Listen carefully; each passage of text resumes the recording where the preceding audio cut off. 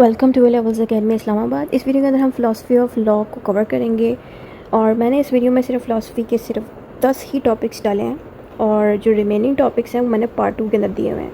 यानी कि पार्ट 2 के अंदर जो मोस्ट इंपॉर्टेंट टॉपिक्स हैं जैसे कि प्रेसिडेंट, लेजिस्लेशन, कस्टम, उसके अलावा imperative theory of law, civil law, legal rights, ये सब टॉपिक्स जो हैं पार्ट 2 में ऐड हुए हैं। तो पार्ट 2 की जो इंग्लिश जूरिस्प्रूडेंस की वीडियो है उसके अंदर से आप ये वाले टॉपिक्स कर लें और बाकी के जो 10 हैं वो इस वीडियो में कवर हो जाएंगे। तो इस वीडियो में सबसे पहला टॉपिक है हमारा history and the role of law, यानी कि रोल ऑफ लॉ का क्या रोल अदा होता है और लॉ की हिस्ट्री क्या है, यानी कि लॉ निकला कहाँ से है। ठीक है, तो ये चीज़ें हमने इसके अंदर लिखनी है। पहला है इंट्रोडक्शन में आपने लॉ को एक्सप्लेन करना, जैसे कि rules for safety and fairness in society made and enforce by government can be written laws और अनरिटन।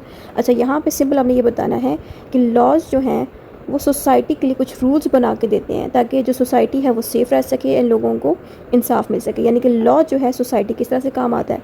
उसके अलावा लॉ जो है गवर्नमेंट को ये चीज़ सिखाती है कि गवर्नमेंट को चलना कैसे चाहिए और लोगों पे लॉज कैसे लगाने चाहिए। जैसे कि हम पे जो ट्रैफिक लॉज लगाए गए हैं कि अगर रेड लाइट होगी तो हम उसमें अगर गाड़ी चला देंगे तो हम पे चलाना होता है। ये सब चीज़ें भी हमें लॉ सिखाते हैं और लॉ ने ये चीज़ें गवर्नमेंट को सिखाएं।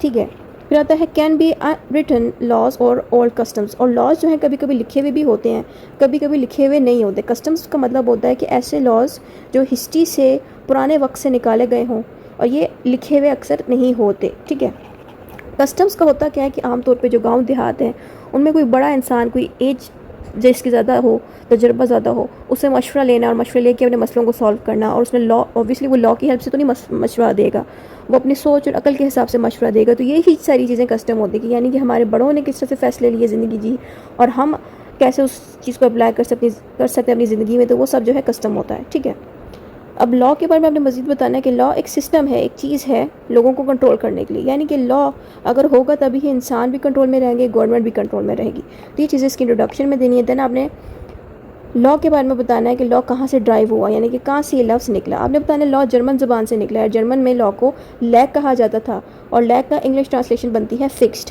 यानी कि एक चीज़ फिक्स हो उसको लॉ कहा जाता है। ठीक है, और जर्मन के बाद इंग्लिश में लॉ से पहले लॉ की जगह इसको लघु कहा जाता था।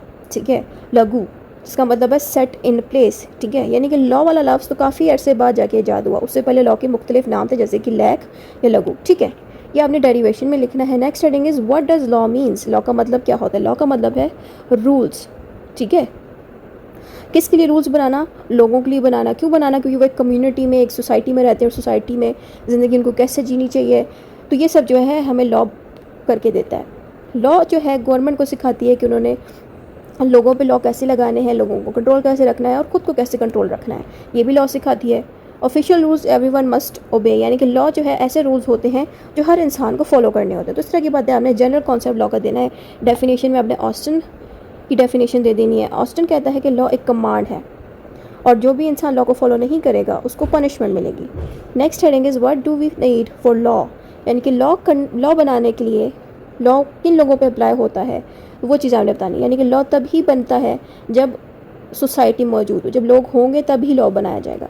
तो सबसे पहले हमने हेडिंग देनी है सोसाइटी की, यानी कि जहाँ सोसाइटी हो, जहाँ पे लोग रह रहे हों तभी उधर लॉ बनता है और लोगों पे अप्लाई होता है। ठीक है, अगर लोग ही नहीं होंगे तो लॉ फिर किसी काम का नहीं है। उसके अलावा स्टेट, यानी कि जहाँ स्टेट होती है, जहाँ पे गवर्नमेंट चल रही होती है, वहाँ पे लॉ की यूज़ होती है और वहीं पे लॉ बनाया भी जाता है और अमल किया जाता है। लीगल सिस्टम, और लॉ जो है लीगल सिस्टम के लिए बनाया जाता है, जैसे कि लॉ से रिलेटेड जितने भी सिस्टम्स चल रहे हैं उनके लिए भी लॉ बनाया जाता है। उसके अलावा लॉ बनाने का पर्पज़ क्या है। लॉ बनाने का पर्पज़ ये है कि लोग जो है अच्छी ज़िंदगी गुजार सकें, कोई एक दूसरे का नुकसान ना करें, कोई भी किसी के साथ गलत ना करें, इसलिए लॉज बनाएंगे। जैसे कि अगर कोई इंसान चोरी करता है, अगर लॉ ना होता तो हर इंसान गलत हरकत करता है, इसलिए लॉ क्या करता है, ऐसे चोरी करने वाले लोगों को पनिशमेंट्स मिलती हैं, जेल्स होती हैं इन लोगों को। और लॉ अगर इस तरह से पनिशमेंट्स ना दे तो फिर हर इंसान गलत रास्ते पे जाएगा। तो लॉ इस तरह से लोगों की ज़िंदगियों को अच्छा बनाने में मदद करता है। नेक्स्ट हेडिंग आप देंगे शॉर्ट हिस्ट्री ऑफ लॉ, कि शॉर्ट हिस्ट्री क्या बनती है लॉ की।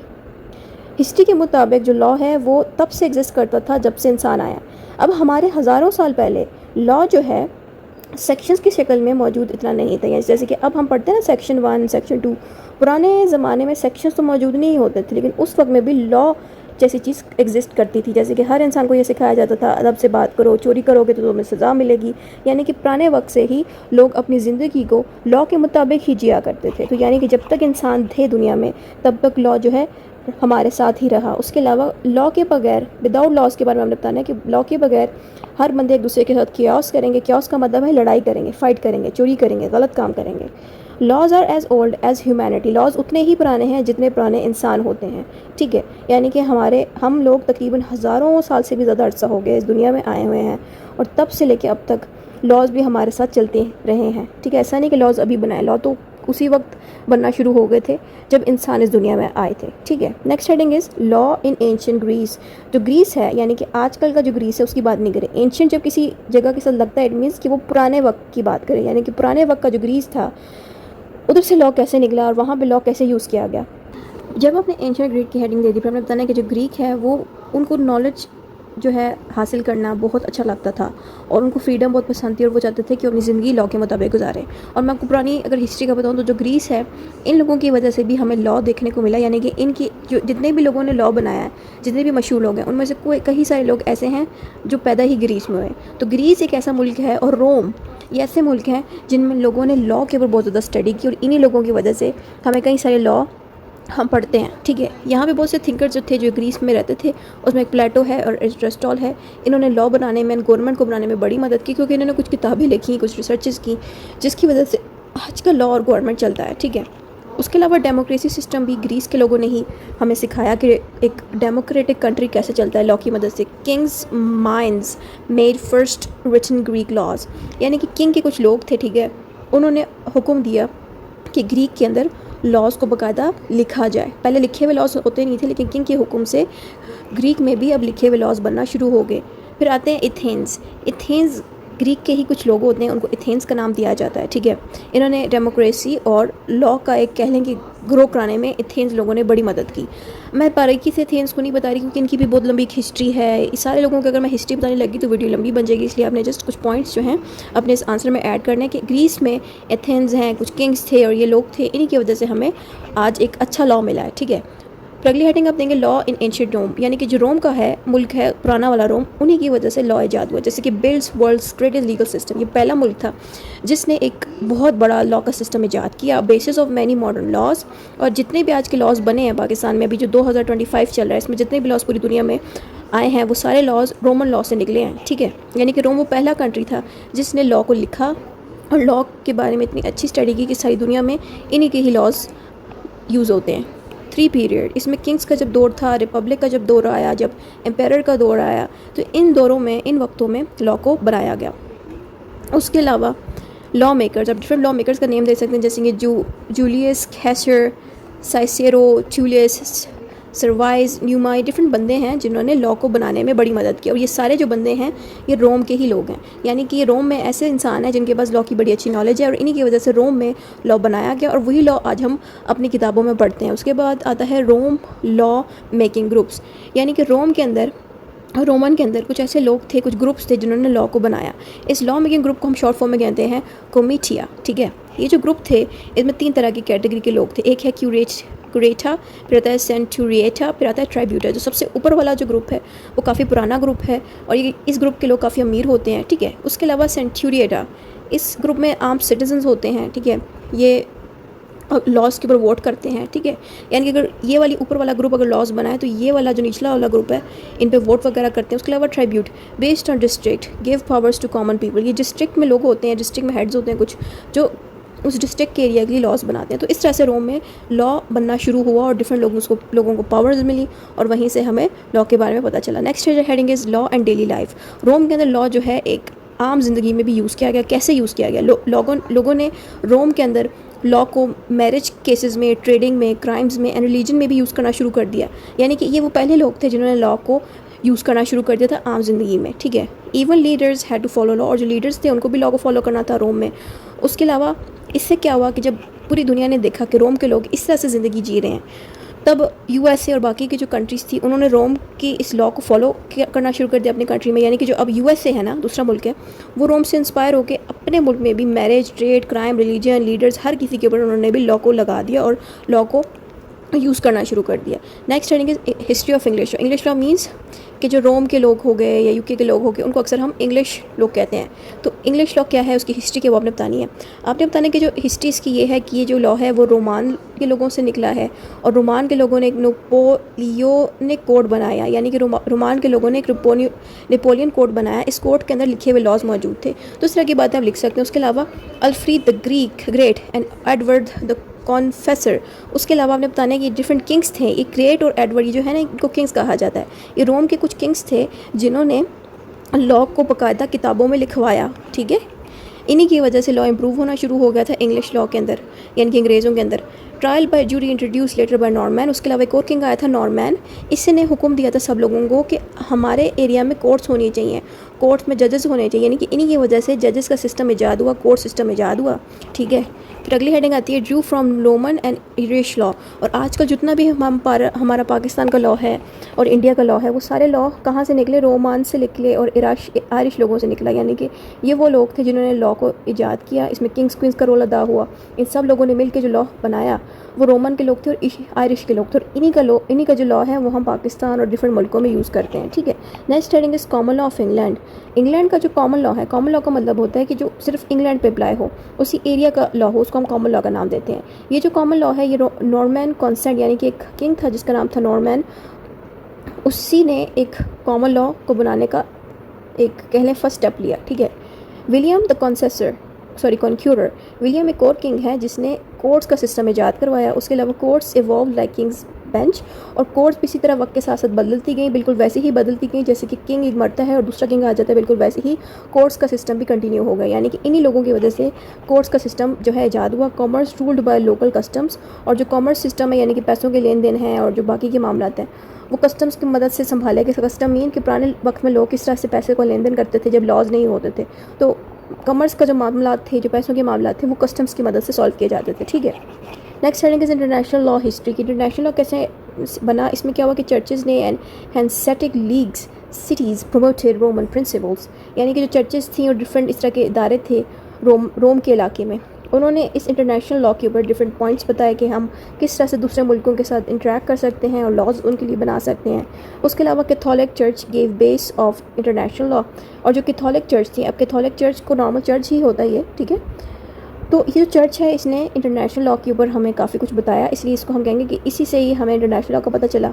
उसके अलावा Pope Alexander 6 divided new world between Spain and Portugal. उसके अलावा जो किंग था, किंग पोप अलेक्जेंडर 6, इन्होंने क्या किया, इन्होंने स्पेन एंड पुर्तगाल को एक दूसरे से अलग कर दिया और फिर उस हिसाब से इनके अंदर लॉज वगैरह डाले। तो इस तरह की हिस्ट्री है जिसमें आपने ये बताना है कि इंटरनेशनल लॉ इस तरह से बनना शुरू होगा। अगर बाकी पॉइंट्स आपको नहीं लिखे ना लिखे, ये सारे ना लिखे, सिर्फ इतना बता दें कि कैथोलिक चर्च की वजह से इंटरनेशनल लॉ की बेस बन गई, सही है।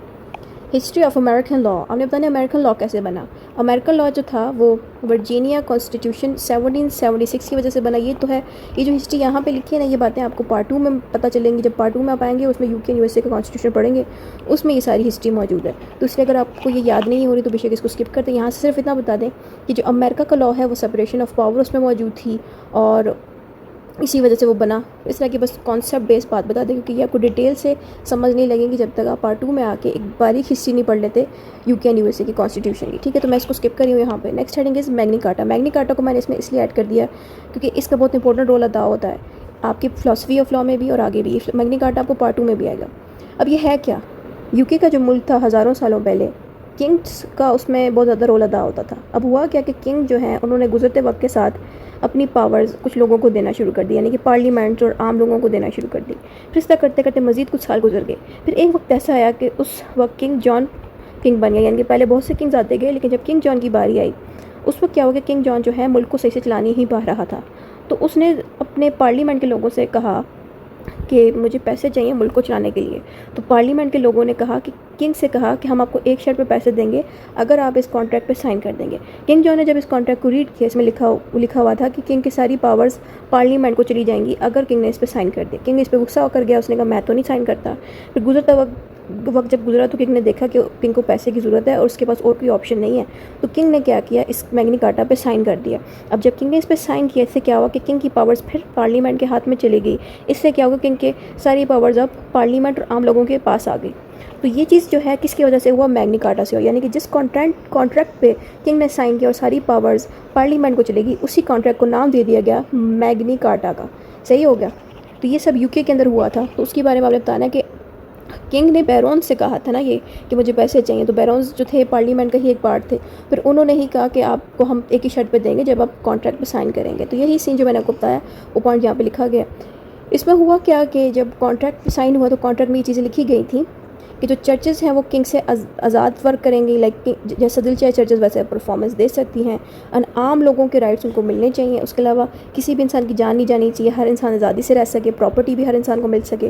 तो ये चीज़ें जो हैं इस मैग्नी कार्टा में बताएगी, यानी कि किंग ने जब इस पर साइन किया सिर्फ उसने अपनी पावर्स नहीं दी बल्कि आम लोगों को राइट्स भी दे दिए। तो मैग्नी कार्टा इसलिए काफ़ी इंपॉर्टेंट है। फिर आता है रोमन 12 टेबल, ये भी इंपॉर्टेंट पॉइंट है। यहीं से समझ लें आपका जो नेक्स्ट सब्जेक्ट आएगा लीगल सिस्टम, उसके अंदर ये रोमन का 12 टेबल के ऊपर पूरा का पूरा सवाल कई दफ़ा पूछा भी जाता है, काफ़ी इंपॉर्टेंट है। अब आप सोच रहे होंगे रोमन 12 टेबल क्या है। हुआ क्या था कि हज़ारों साल पहले, देखिए ये कितने साल पुराना का लॉ है, ये देखिए 451 BC इस दौर का ये बना हुआ लॉ है रोमन 12 टेबल। हुआ क्या था ना कि रोम के जो मुल्क था रोम का, उस वक्त में लिखे हुए लॉज एग्जिस्ट नहीं करते थे, जिसकी वजह से लोग चोरी भी आराम से कर लेते थे, गलत काम भी आराम से कर लेते थे। फिर रोमन लोगों ने कहा कि क्यों ना हम अपने लॉज को लिख लें। इन रोमन लोगों ने क्या किया, इनका जो किंग था उन्होंने हुक्म दिया कि जितने लॉज हैं उनको लिख दिया जाए। और उस ज़माने में कागज़ तो होते नहीं थे, तो लोहे जैसा एक कह लें कि जो चीज़ थी जिसको हम कॉपर की होगी चीज़ या कोई सख्त लोहे जैसी चीज़ थी, उस पे इन्होंने इन लॉज को लिखा था। समझ आ रही है, यानी कि रोमन लोगों ने कागज़ पे लिखने की बजाय लॉ को महफूज करने के लिए किसी लोहेदार चीज़ पे सारे लॉज को बाकायदा लिखवाया गया। और इसी वजह से अगर वो कागज़ पे लिखते क्या पता वो चीज़ अब तक सेफ़ ना होती। इसी वजह से अब तक सेफ़ है रोमन के 12 टेबल, क्योंकि वो इस तरह के प्रोडक्ट पे लिखा गया। तो इसमें 12 टेबल इसको क्यों कहा गया, क्योंकि इसमें 12 तरह के लॉज लिखे गए। सही है। और उन लॉज में यही बताया गया कि जो है लोगों के पास प्रॉपर्टी होनी चाहिए और बेवजह उनको सज़ा नहीं मिलनी चाहिए। तो इस तरह की बातें उसमें लिखी हैं। तो यहाँ पे आप बता सकते हैं कि ये रोमन लोगों का पहला लिखा लॉ है, पहला लिखा कोड ऑफ लॉ है। कोड मीन्स ऐसे लॉज जिनको लिख दिया जाए उनको कोड कहते हैं। ठीक है, लिख दिया जाए यानी कि उन पर बाकायदा नंबरिंग करके सेक्शंस डाल के लिख दिया जाए, उनको कोड कहते हैं। तो ये रोमन का पहला लिखा कोड था। फिर उसके बाद mixture of Roman custom and Greek ideas, और इसी रोमन के 12 टेबल के अंदर थोड़ा बहुत रोमन लॉ भी है, उसका कस्टम भी है, थोड़ा सा ग्रीक के लॉज भी मौजूद हैं। उसके साथ फाउंडेशन ऑफ रोमन लॉ, और यही 12 टेबल फाउंडेशन है रोमन लॉ की, यानी कि रोमन लॉ इसी 12 टेबल के ऊपर ही चल रहा है आज तक। ऑब्वियसली अब तो बहुत कुछ उसमें ऐड हो गया, लेकिन रोमन लॉ की ये सबसे पहली बुनियाद थी। ठीक है, यानी कि उन्होंने अपनी ज़िंदगी को इसी 12 टेबल के मुताबिक जिया। 12 टेबल के ऊपर बाकायदा मैं इंशाल्लाह लीगल सिस्टम के ऊपर एक्सप्लेन कर दूँगी, यहाँ पे बस थोड़ा सा ही बताऊँगी। Next is Roman canon laws. Roman लोगों ने कैनन लॉज बनाया, और इन कैनन लॉज को किसने बनाया, ग्रेटियन ने, एक बंदा है ग्रेटियन, उसने कैनन लॉज को बनाया। और कैनन लॉज उसने कॉर्पस ज्यूरिस कैनोनिका की किताब में बनवाया था। सही है। और इस तरह की बातें आप लिख दें, इतना काफ़ी है। अगले पॉइंट बेशक आप स्किप कर दें। नेक्स्ट हेडिंग इज़ हॉगरूट एंड रीबर्थ ऑफ लॉ। उसके अलावा ये जो अगले बंदे हैं हॉगरूट वगैरह, इनकी वजह से क्या हुआ कि लॉ दोबारा इसकी रीबर्थ हुई, यानी कि लॉ दोबारा से पैदा हुआ। कैसे पैदा हुआ कि इस कहने से लॉ में मज़ीद कहने चेंजेस आएंगे, लॉ और भी बेहतर हो गया। सही है। यानी कि रोमन्स के बाद जो जर्मैनिक कोड यानी कि जो जर्मन के लोग हैं उन्होंने भी लॉ को दोबारा से ईजाद किया। और लॉ का जो सबसे पहला बंदा जिसने ईजाद किया दोबारा से लॉ को, वो है हॉगरूट। इसको फादर ऑफ इंटरनेशनल लॉ भी कहा जाता है, क्योंकि ये वो बंदा था जिसने इंटरनेशनल लॉ को ईजाद किया, और इस सालों में ईजाद किया है 1597 से लेकर इस दौर में। ठीक है, इस तरह की बातें आप लिखेंगे। नेक्स्ट हेडिंग आप देंगे role of law in society. अगर लॉ सोसाइटी के लिए बनेगा तो क्या होगा कि लॉ सोसाइटी को एक स्टैंडर्ड बताएगा कि इस तरह से लोगों को ज़िंदगी जीनी चाहिए, और गलत बिहेव करेंगे तो उनको पनिशमेंट मिलेगी। उसके अलावा लॉ जो है लोगों को ऑर्डर देता है कि उनको ये चीज़ करनी चाहिए, ये चीज़ नहीं करनी चाहिए। लॉ क्या करता है, डिस्प्यूट सॉल्व करता है लोगों की। डिस्प्यूट सॉल्व करने का मतलब ये है कि लोगों की लड़ाइयाँ हल कराता है। ठीक है। और लॉ जो है लोगों के लिए एडीआर सिस्टम लेके आता है। एडीआर आपको पार्ट 2 में आएगा, एडीआर का पूरा सब्जेक्ट यहाँ पे भी समझा देती हूँ। एडीआर का मतलब है अल्टरनेटिव डिस्प्यूट रेजोल्यूशन, यानी कि कोर्ट के बगैर ही अपने लॉस को सॉल्व करना, कोर्ट के बगैर ही जो है आप अपने केसेस को सॉल्व कर सकते हो। तो इसको कहते हैं एडीआर। इसमें क्या होता है कि आपको कोर्ट नहीं जाना पड़ता, और कोर्ट जाए बगैर ही आपका केस सॉल्व हो जाता है। क्योंकि आप जब कोर्ट के बाहर जाते हो तो एक आप हो, आपके साथ एक और बंदा जिसके साथ लड़ाई लगी है, उसके साथ एक तीसरा बंदा होगा जिसको नाम दिया जाता है आर्बिट्रेटर का। ये वो बंदा होता है जो आपके केसेस को और आपके मसलों को सुनता है, सॉल्व करता है। तो ज़रूरी नहीं आपको कोर्ट में जाके ये सब करना, आप कहीं पर भी बैठ के किसी के साथ इस डिस्प्यूट को सॉल्व कर सकते हो। तो इसलिए इसको एडीआर सिस्टम कहते हैं। तो ये एडीआर सिस्टम भी हमें लॉ ने ही सिखाया। ठीक है, राइट्स जो है लॉ देता है इस लोगों को, और पाकिस्तान में जो राइट्स महफूज किए जाते हैं वो कॉन्स्टिट्यूशन के अंदर 1973 के कॉन्स्टिट्यूशन में मौजूद है। और कॉन्स्टिट्यूशन का ये वाला आर्टिकल आपने देना कि आर्टिकल 8 से लेकर आर्टिकल 23 में राइट्स बताए गए हैं। यहीं से याद कर लें क्योंकि पार्ट 3 में भी कॉन्स्टिट्यूशन की पूरी किताब आएगी जिसमें ये आर्टिकल बहुत इंपॉर्टेंट होंगे। कॉन्स्टिट्यूशन कंक्लूजन देके हमने वाइंड अप कर देना है। Next is natural and moral law. Natural law का मतलब है कि ऐसा लॉ जो कुदरती तौर पे हमें मिल जाता है, जो कि हमें खुदा की तरफ से मिलता है, इसको हम नेचुरल लॉज कहते हैं। नेचुरल लॉज को मोरल लॉ का नाम भी दिया जाता है। आपने यही बात बतानी है कि जो पुराने लोग हैं, एंशिएंट का मतलब है जो पुराने लोग हैं, उनका ये मानना है कि जो नेचुरल लॉ है वो गॉड की तरफ से मिलता है, यानी कि गॉड बना के देते हैं। जैसे कि अगर कुरान पाक की मैं एग्जांपल दूँ, हम मुसलमानों के लिए जितने भी नेचुरल लॉज हैं वो कुरान पाक है, ठीक है। यही जो नेचुरल लॉज है हमें ये सिखाता है कि शादी कैसे करनी चाहिए, अगर एक इंसान को 2-3 शादियाँ करनी हो तो कैसी शादी हो, डिवोर्स प्रोसेस कैसे हो, बिजनेसेस को कैसे चलाना चाहिए, तो ये चीज़ें हमें नेचुरल लॉ सिखाती हैं, ठीक है। नेचुरल लॉज जो है यूनिवर्सल होते हैं, यानी कि हर बंदे हर कंट्री में अपना अपना एक नेचुरल लॉ हो। जैसे कि हम मुसलमानों का नेचुरल लॉ कौन सा है, इस्लामिक लॉ, जो हमें कुरान की मदद से मिला। वैसे ही अंग्रेज़ों का भी एक फ़िक्स नेचुरल लॉ होता है, और इसी नेचुरल लॉ के अंदर ये भी सिखाया जाता है कि लोगों के राइट्स क्या हैं और क्या चीज़ उन्हें नहीं करनी चाहिए, यानी कि क्या चीज़ उनको नहीं करनी चाहिए और कौन कौन से राइट्स उनके पास हैं। फिर आपने मीनिंग देना नेचुरल लॉ का। मीनिंग ये है कि जो नेचुरल लॉ होता है वो एक हुक्म होता है। जैसे कि अगर आप कुरान पाक की एग्जांपल लें कि कुरान पाक में अल्लाह ताला इंसानों को बताते हैं कि आप ये चीज़ करो, ये चीज़ ना करो, यानी कि इसमें रूल्स दिए जाते हैं इंसानों के लिए। तो ये बात यहाँ पे बतानी है। और कभी कभी ये जो रूल्स हैं वो लिखे हुए नहीं होते। जैसे कि कई सारे ऐसी चीज़ें हैं इंसान की ज़िंदगी की जो कुरान पाक में मौजूद नहीं होती, लेकिन उसको कुछ स्कॉलर्स हैं, हमारे डिफरेंट स्कॉलर्स हैं, इस्लामिक स्कॉलर्स हैं, जिनके पास तालीम अच्छी होती कुरान पाक की, तो वो हमें सिखाते हैं कि इस चीज़ का जवाब आपको इस तरह से मिलेगा। यानी कि लिखा हुआ अगर नहीं मिलता कुछ तो हमें स्कॉलर्स की मदद से मिल जाता है। तो आप ये भी कह सकते हैं कि नेचुरल लॉ लिखा हुआ होता है, कभी कभी नहीं लिखा होता, ठीक है। और इसमें रूल्स बताए जाते हैं इंसानों को किस तरह से ज़िंदगी जीनी है। और हमने ये बताना है कि नेचुरल लॉ का इजाद जो है ग्रीस के लोगों ने सबसे पहले किया था। जो पुराना ग्रीस था उन लोगों ने ये पहले इजाद किया। और जो नेचुरल लॉज हैं वो ह्यूमन मेड लॉज जो होते हैं ना, ह्यूमन मेड लॉज मीन्स जो लॉज इंसान बनाता है, ठीक है। इंसान जो लॉज बनाता है उनको हम नाम देते हैं पॉजिटिव लॉ का। इसके ऊपर आगे चैप्टर आएगा, मैं सिखा दूंगी तब। तो पॉजिटिव लॉ जो होता है वो इंसान बनाता है। तो यहाँ पे ये बात बताई जा रही है कि जो लॉज इंसान बनाए वो लॉज जो है नेचुरल लॉज के साथ मैच होने चाहिए। जैसे कि हमारे जो पाकिस्तान की एग्जांपल दूँ तो पाकिस्तान के अंदर जितने भी लॉज बनाए जाते हैं वो नेचुरल लॉज को देख के बनाए जाते हैं। यानी कि हमारे पाकिस्तान के लॉज बिल्कुल भी ऐसे नहीं होने चाहिए जो इस्लाम में यानी कि कुरान और सुन्ना के खिलाफ हो। अगर कोई एक भी लॉ कुरान और सुन्ना के खिलाफ गया तो वो लॉ कैंसिल हो जाएगा। यही बात यहाँ बता रहे हैं कि जो भी इंसान लॉ बनाए वो लॉ नेचुरल लॉ के साथ मैच होने चाहिए। डिफरेंट डेफिनेशन आप देख सकते हैं, मैंने एक ही दी है। यहाँ पे मैंने बताया कि ब्लैक्स लॉ डिक्शनरी कहती है नेचुरल लॉ का मतलब है ऐसे रूल्स जो नेचर की तरफ से मिलते हैं, यानी कि खुदा की तरफ से हमें मिलते हैं, उसको नेचुरल लॉ कहते हैं। फिर आपने नेक्स्ट हेडिंग देनी है other names of natural law. Natural law के डिफरेंट नाम हैं। आपको नेचुरल लॉ डिवाइन लॉ भी हो सकता है, लॉ ऑफ रीजंस भी हो सकता है, अनरिटन लॉज भी होते हैं, universal, common law, eternal law. Natural law की ये अलग नेम्स हैं, ठीक है। तो आप ये याद रख लें। फिर नेक्स्ट पॉइंट आता है who talked about natural law. Natural law के ऊपर किन किन लोगों ने ज़्यादा जिक्र किया? ग्रीक्स के लोगों ने नेचुरल लॉ के ऊपर बहुत जिक्र किया कि ये वो लॉज हैं जो कि खुदा बनाते हैं, उसको चेंज करना आसान नहीं होता। उसके अलावा जस्टिनियन के लोग भी कहते थे कि लॉज, ये जो नेचुरल लॉज हैं ये इसलिए बनाए जाते हैं ताकि इंसानों के ऊपर अमल करवाया जा सके उन पे, ठीक है। और गियो सिकोर बंदा है जो नेचुरल लॉ के बारे में कहता है rules followed even if unwritten, यानी कि ये नेचुरल लॉज ऐसे हैं कि इनको फॉलो किया जाता है, इस पर लोग अमल करते हैं बेशक ये लिखे हुए ना भी हों। अगर आप अरिस्टोटल की बात करें तो नेचुरल लॉ के बारे में ये अरिस्टोटल कह रहा है कि नेचुरल लॉ का मतलब है नेचुरल जस्टिस, यानी कि कुदरती तौर पर इंसान को जस्टिस देता है नेचुरल लॉज। लेटर थिंकर्स यानी कि इनके बाद के जो बाकी थिंकर्स जैसे कि Blackstone, Bentham and Austin, वो कहते हैं कि only government made rules count as law, positive law. यानी कि ये कह रहे हैं, जो बाकी थिंकर्स हैं वो ये कह रहे हैं कि जो लॉज इंसान बनाते हैं, गवर्नमेंट जो लॉज बनाती है वो भी तो इंसान ही होते हैं ना जो लॉज बनाते हैं। ऐसे लॉज जो गवर्नमेंट बनाए यानी कि इंसान बनाए, सिर्फ उन्हीं लॉज को आप पॉजिटिव लॉ का नाम देते हो। उसके अलावा जो लॉज खुदा बनाता है वो नेचुरल लॉज होते हैं, ठीक है। नेक्स्ट हेडिंग हम देंगे why natural law is useful. आपने बताना है कि नेचुरल लॉ यूज़फुल क्यों, क्योंकि ये फ्लेक्सिबल होते हैं, क्योंकि इसमें आप लॉज चेंज कर सकते हो, यानी कि जैसे लॉ लिखा है उस हिसाब से आगे अप्लाई भी कर सकते हो और थोड़े बहुत चेंजेस के साथ अप्लाई कर सकते हो। ये चीज़ यहाँ पे लिखी है। फाइट्स अनफेयर लॉज, और ये जो नेचुरल लॉ है ऐसे लॉज बनने से रोकता है जो इस्लाम के मुताबिक या नेचुरल लॉज के अगेंस्ट हो, ताकि लोगों के साथ इंसाफ किया जा सके। जजेस law by fairness, clarity and useful, और ये जो नेचुरल लॉ है ये जज करता है बाकी लॉज को ताकि देख सके कि जो बाकी लॉज में लोगों को इंसाफ मिल रहा है, क्या लॉज क्लियरली डिफाइन हो रहे हैं कि नहीं, क्या वो जो लॉ बनाया जा रहा है क्या वो यूज़फुल बनाया जा रहा है कि। तो नेचुरल लॉ ये चीज़ें भी देखता है, जज करता है। प्रॉब्लम्स क्या आती है नेचुरल लॉ में? नेचुरल लॉ में ये प्रॉब्लम आती है कि लोगों को कन्फ्यूजन होती है समझने में, क्योंकि नेचुरल लॉ में कभी कभी पनिशमेंट्स के ऊपर प्रॉपर्ली चीज़ें डिफाइन नहीं की जाती कि किस पनिशमेंट पे क्या सज़ा होगी। तो नेचुरल लॉज में ये प्रॉब्लम्स भी आती है। Next heading is natural law and natural justice. Natural law और नेचुरल जस्टिस में हमने बताना है courts use natural law ideas इन डिसीजंस, यानी कि आपने बताना है कि जो कोर्ट के जो जजेस हैं वो नेचुरल लॉ को डिसीजन देने वक्त भी यूज़ करते हैं।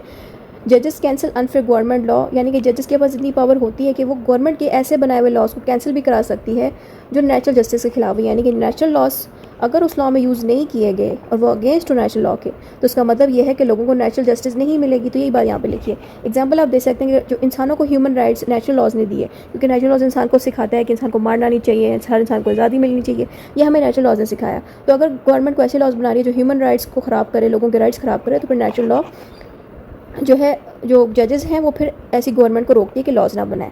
सही है। इसके अंदर यूनाइटेड नेशन का चार्टर भी शामिल है, इसके अंदर ह्यूमन राइट्स, यानी कि जो यूनाइटेड नेशन का चार्टर है ना, उसके अंदर भी ह्यूमन राइट्स की एक लिस्ट लिखी हुई है। ठीक है, अगर ये लिखना है तो लिखे, नहीं तो सिर्फ एग्जांपल में आप ह्यूमन राइट्स की एग्जांपल दे दें। ठीक है। Next heading is how law and morals are connected. आपने बताया कि लॉ और मोरल कैसे एक दूसरे के साथ जुड़े। मोरल्स का मतलब है अच्छा इखलाक होना, तमीज़दार होना। लॉ का मतलब है रूल्स वगैरह। ठीक है। तो आपने बताया कि लॉ और मोरल एक दूसरे के साथ चलते हैं, क्योंकि अगर मोरल्स नहीं होंगे तो लॉ फिर कैसे लोगों के इखलाक के मुताबिक लॉज बना सकता है। ठीक है। तो स्टेमलर एक बंदा, उसने बताया कि good laws need good moral, यानी कि अच्छे लॉज बनाने के लिए इंसान के पास अच्छा इखलाक भी होना चाहिए, इंसान को मोरल्स का पता होना चाहिए कि मोरल्स क्या है। मोरल्स मीन्स कि इंसान का इखलाक कैसा होना चाहिए, इंसान बातचीत एक दूसरे से कैसे करे। जिसको मोरल्स का पता है तो वही इंसान लॉज भी उसी तरह का ही बना सकता है। उसके अलावा लॉर्ड मैंसफील्ड कहता है English law bans bad act, और मैंसफील्ड कहता है कि अंग्रेज़ों का जो बनाया हुआ लॉज है वो ऐसे लॉज को नहीं बनने देता जिसमें इंसान को वो लॉ खुद कहे कि ये गलत काम करो। तो यहाँ पे इंग्लिश लॉ ये सिखा रहा है कि मोरल्स यानी कि अच्छा इखलाक होना बड़ा ज़रूरी है। अगर ऐसे लॉज बनाए जा रहे हैं जिसमें इखलाक मौजूद नहीं है और लोग गलत हरकत करें, तो ऐसे लॉज को खुद ही इंग्लिश लोग यानी कि अंग्रेज़ लोग बैन कर देते हैं। ठीक है। मोरल चेंजेस, यानी कि जो अगर इंसान का इखलाक बदलता है, अच्छा होता है और चेंजेस आती है उसमें, उसी हिसाब से लॉज में भी चेंजेस आती हैं। ठीक है। डिफरेंस आपने देना लॉ एंड मोरल का। लॉ का मतलब है एक्सटर्नल एक्शन, मोरल का मतलब है इंटरनल इनर राइट्स, यानी कि मोरल का मतलब है कि इंसान के पास राइट्स होने चाहिए, इंसानों को जो है इंसाफ मिलना चाहिए। हमें मोरल सिखाता है। लॉ का मतलब है सिर्फ रूल्स वगैरह सेट करना। लॉ के बारे में आपने बताना है कि लोगों को पनिश करता है। मोरल का बताना है कि मोरल इंसान को सिखाता है सही और गलत में फ़र्क क्या है। लॉ जो है सोसाइटी को डील करता है और मोरल जो है एक इंसान को डील करता है। तो इस तरह के हमने नॉर्मल सी जो है डिफरेंसेस दे देनी। लीगल जस्टिस और नेचर जस्टिस का हमने बताना है। लीगल जस्टिस का मतलब ये है कि ये वो जस्टिस है जो गवर्नमेंट वगैरह इस पर कंट्रोल करती है। नेचुरल जस्टिस का मतलब है कि इंसान को जो है उनके साथ इंसाफ हो रहा है कि नहीं, इंसान को राइट्स मिल रहे हैं कि नहीं। तो ये फ़र्क आपको देखने को मिलता है। बस ये 2 पॉइंट्स डाल दें काफ़ी रहेगा। आगे भी लिखा है कि law can be legal but still unfair. यहाँ पे कह रहे हैं लॉ जो है उसमें लॉ वाली चीज़ें तो मौजूद होगी, लेकिन काफ़ी हद तक चांसेस हैं कि उसी लॉ में ऐसी चीज़ें भी मौजूद होंगी जो लोगों को इंसाफ ना दे। लेकिन नेचुरल जस्टिस सिस्टम ऐसे नहीं वर्क करता। नेचुरल जस्टिस सिस्टम क्या करता है, परफेक्ट गोल सेट करता है, यानी कि लॉज ऐसे बनाता है जो लोगों को राइट्स दे, लोगों को इंसाफ दे, किसी को जो है नीचा ना दिखाए। ये हमें नेचुरल जस्टिस सिस्टम सिखाता है जो कि लॉ नहीं सिखा पाता। ठीक है। नेक्स्ट हेडिंग इज जज ग्रेंट्यू। ये एक बंदा है जो कि रोमन लॉ का एक कह लें एक काबिल इंसान है। इसने कहा कि Romans made special rules for foreigners based on fairness and reasons later seen as same as natural law. तो ये बंदा बस इतनी सी बात कर रहा है कि इसने बस इतना से कहा कि लोग जो रोम में रहते थे उन्होंने फ़ॉरेन लोगों के लिए अच्छे लॉज बनाए ताकि वो हमारे मुल्क में भी आके अच्छे से रह सकें, उनको आज़ादी मिले, उनको उनके साथ इंसाफ किया जा सके। ठीक है। बस इसने इतनी सी बात बताई इस बंदे ने। और बाद में इसने ये कहा कि ये जो रोमन लोगों का अखलाक है, अच्छा रवैया है, जो अच्छे लॉज इन्होंने बनाया, यही लॉज बाद में फिर नेचुरल लॉज बन गए। इस तरह की इन्होंने नॉर्मल सी कन्वर्सेशन की। अगर नहीं लिखना ना लिखें, बाकी के जो ऊपर मैंने पॉइंट्स बताए वो आप ऐड कर लें। कंक्लूजन देखिए आपने वाइंड अप करना है। कंक्लूजन में वही बातें लिखनी है जो आपने ऊपर पढ़नी है। ठीक है। उसको शॉर्ट करके बताना होता है। Next is pure theory of law. Pure theory of law को लिखा था हैंस कैल्सन ने 1881 में। ये पैदा हुए और फोर्थ हुए थे 1973 में। ये हैंस कैल्सन की तस्वीर है। हैंस कैल्सन ने प्योर थ्योरी ऑफ लॉ को बताया, यानी कि इन्हीं की वजह से प्योर थ्योरी ऑफ लॉ बनाई गई। ही separated law from politics, morals, psychology and history. इन्होंने क्या किया, ये थ्योरी बना के हमें ये सिखाया कि लॉ जो है पॉलिटिक्स से, मोरल्स से एंड साइकोलॉजी और हिस्ट्री तमाम चीज़ों से अलग भी वर्क कर सकता है। यानी कि इन्होंने इस प्योर थ्योरी में ये सिखाया हमें। डाइस एक कोट बनाया जिसने Kelsen cleared law study at start of 20th century. यहाँ पे बस आपने ये डाइस नहीं लिखना, बस इतना बता देना कि जो कैल्सन है उसी ने प्योर थ्योरी ऑफ लॉ को 20th सेंचुरी में हम तक पहुँचा दिया था। इन्हीं की वजह से लॉ के बारे में हमें मज़ीद मालूमात जानने को मिली। तो इस तरह की इन्फॉर्मेशन हमने बेसिक से दे देनी कि इस बंदे की वजह से प्योर थ्योरी ऑफ लॉ बना और इसने लॉ को तमाम डिफरेंट सब्जेक्ट से अलग कर दिया। ठीक है। फिर हमने नेक्स्ट हेडिंग देनी है meaning of the pure theory. इसमें हमें बताना है प्योर का मतलब है free from impurities like psychology, sociology, ethics and politics. यानी कि इस बंदे ने लॉ को प्योर कर दिया, यानी कि इसके अंदर से जितनी भी चीज़ें यानी कि जितने सब्जेक्ट थे वो हटा दिए हैं। ठीक है। तो इसलिए इसको प्योर का नाम दिया गया। सही है। यानी कि इसमें सिर्फ लॉ को ही स्टडी किया जाएगा इस थ्योरी के अंदर। इस थ्योरी में ये नहीं देखा जाएगा कि लॉ सोसाइटी के साथ कैसे चलता है, लॉ साइकोलॉजी के साथ चलता है कैसे, ये चीज़ें नहीं देखी जाएंगी। सिर्फ यही देखा जाएगा कि लॉ खुद कैसे वर्क करता है, लॉ का क्या रोल है, लॉ बना कैसे। तो इसको कहेंगे प्योर थ्योरी, यानी कि सिर्फ एक ही चीज़ पे फोकस करना, लॉ पे, ठीक है, और लॉ को सब लोगों से, सब चीज़ों से अलग रखना। Next heading is definition of the pure theory of law. Blacks law dictionary कहता है law is self supporting not dependent on moral और पॉलिटिक्स। ब्लैक्स लॉ डिक्शनरी इस प्योर थ्योरी ऑफ लॉ के बारे में कहता है कि लॉ खुद ही अपने आप को सपोर्ट कर सकता है, खुद ही खुद को चला सकता है, उसको किसी और की ज़रूरत नहीं है, उसको किसी पे डिपेंड करने की ज़रूरत नहीं। मीन्स कि उसको सोसाइटी एंड पॉलिटिक्स एंड अगर ये चीज़ें ना भी हों तब भी लॉ अकेले वर्क कर सकता है। ये बातें blacks law dictionary pure theory के बारे में बता रहा है। अब कैल्सन क्या कहता है अपनी इस थ्योरी में? हेल्स कैल्सन ने अपनी इस थ्योरी में बस हमें ये सिखाया कि लॉ को बस उसी तरह ही स्टडी करना चाहिए जैसा कि वो खुद है। लॉ को बाकी सब्जेक्ट के साथ, जैसे कि सोसाइटी के साथ, सोशियोलॉजी वाला सब्जेक्ट है, उसके साथ कंपेयर करने की कोई ज़रूरत नहीं है। तो कैल्सन ने भी इसी तरह से ही स्टडी किया लॉ को, यानी कि इसने लॉ को उसी तरह ही स्टडी किया जिस तरह से उसको होना चाहिए, बाकियों के साथ कंपेयर नहीं कराया। तो ये पॉइंट्स आपने ऐड करने हैं कि इसने लॉ को एज इट इज़ वैसा ही स्टडी किया और किसी और अंदाज में स्टडी नहीं किया। अगर किसी और अंदाज में करता तो ज़ाहिर बात उस लॉ के साथ कोई ना कोई और सब्जेक्ट अटैच हुआ होता, ठीक है। रहता है थ्योरी ऑफ लॉ इटसेल्फ, यानी कि ये जो लॉ की थ्योरी है वो ये हमें ये सिखा रही है कि सिर्फ लॉ को ही स्टडी करना चाहिए और किसी और सब्जेक्ट को नहीं। Law set of rules arrange logically. Kelsen हमें इस प्योर थ्योरी में ये सिखाता है कि लॉ का मतलब है सेट ऑफ रूल्स, यानी कि कुछ रूल्स होना, हुक्म होना, कमांड होना जो कि अरेंज हुए होते हैं, एक लाइन में प्रॉपर्ली अरेंज हुए होते हैं और लॉजिकली अरेंज हुए होते हैं। लॉजिकली मीन्स कि बेतुका अरेंजमेंट लॉज का नहीं होता। जब भी कोई लॉ लिखा जाता है उसके पीछे कोई लॉजिक होती, कोई वजह होती है। ये चीज़ हमें कैल्सन सिखा रहा है। उसके अलावा हमें ये भी सिखाता है कि theory works in all time and places.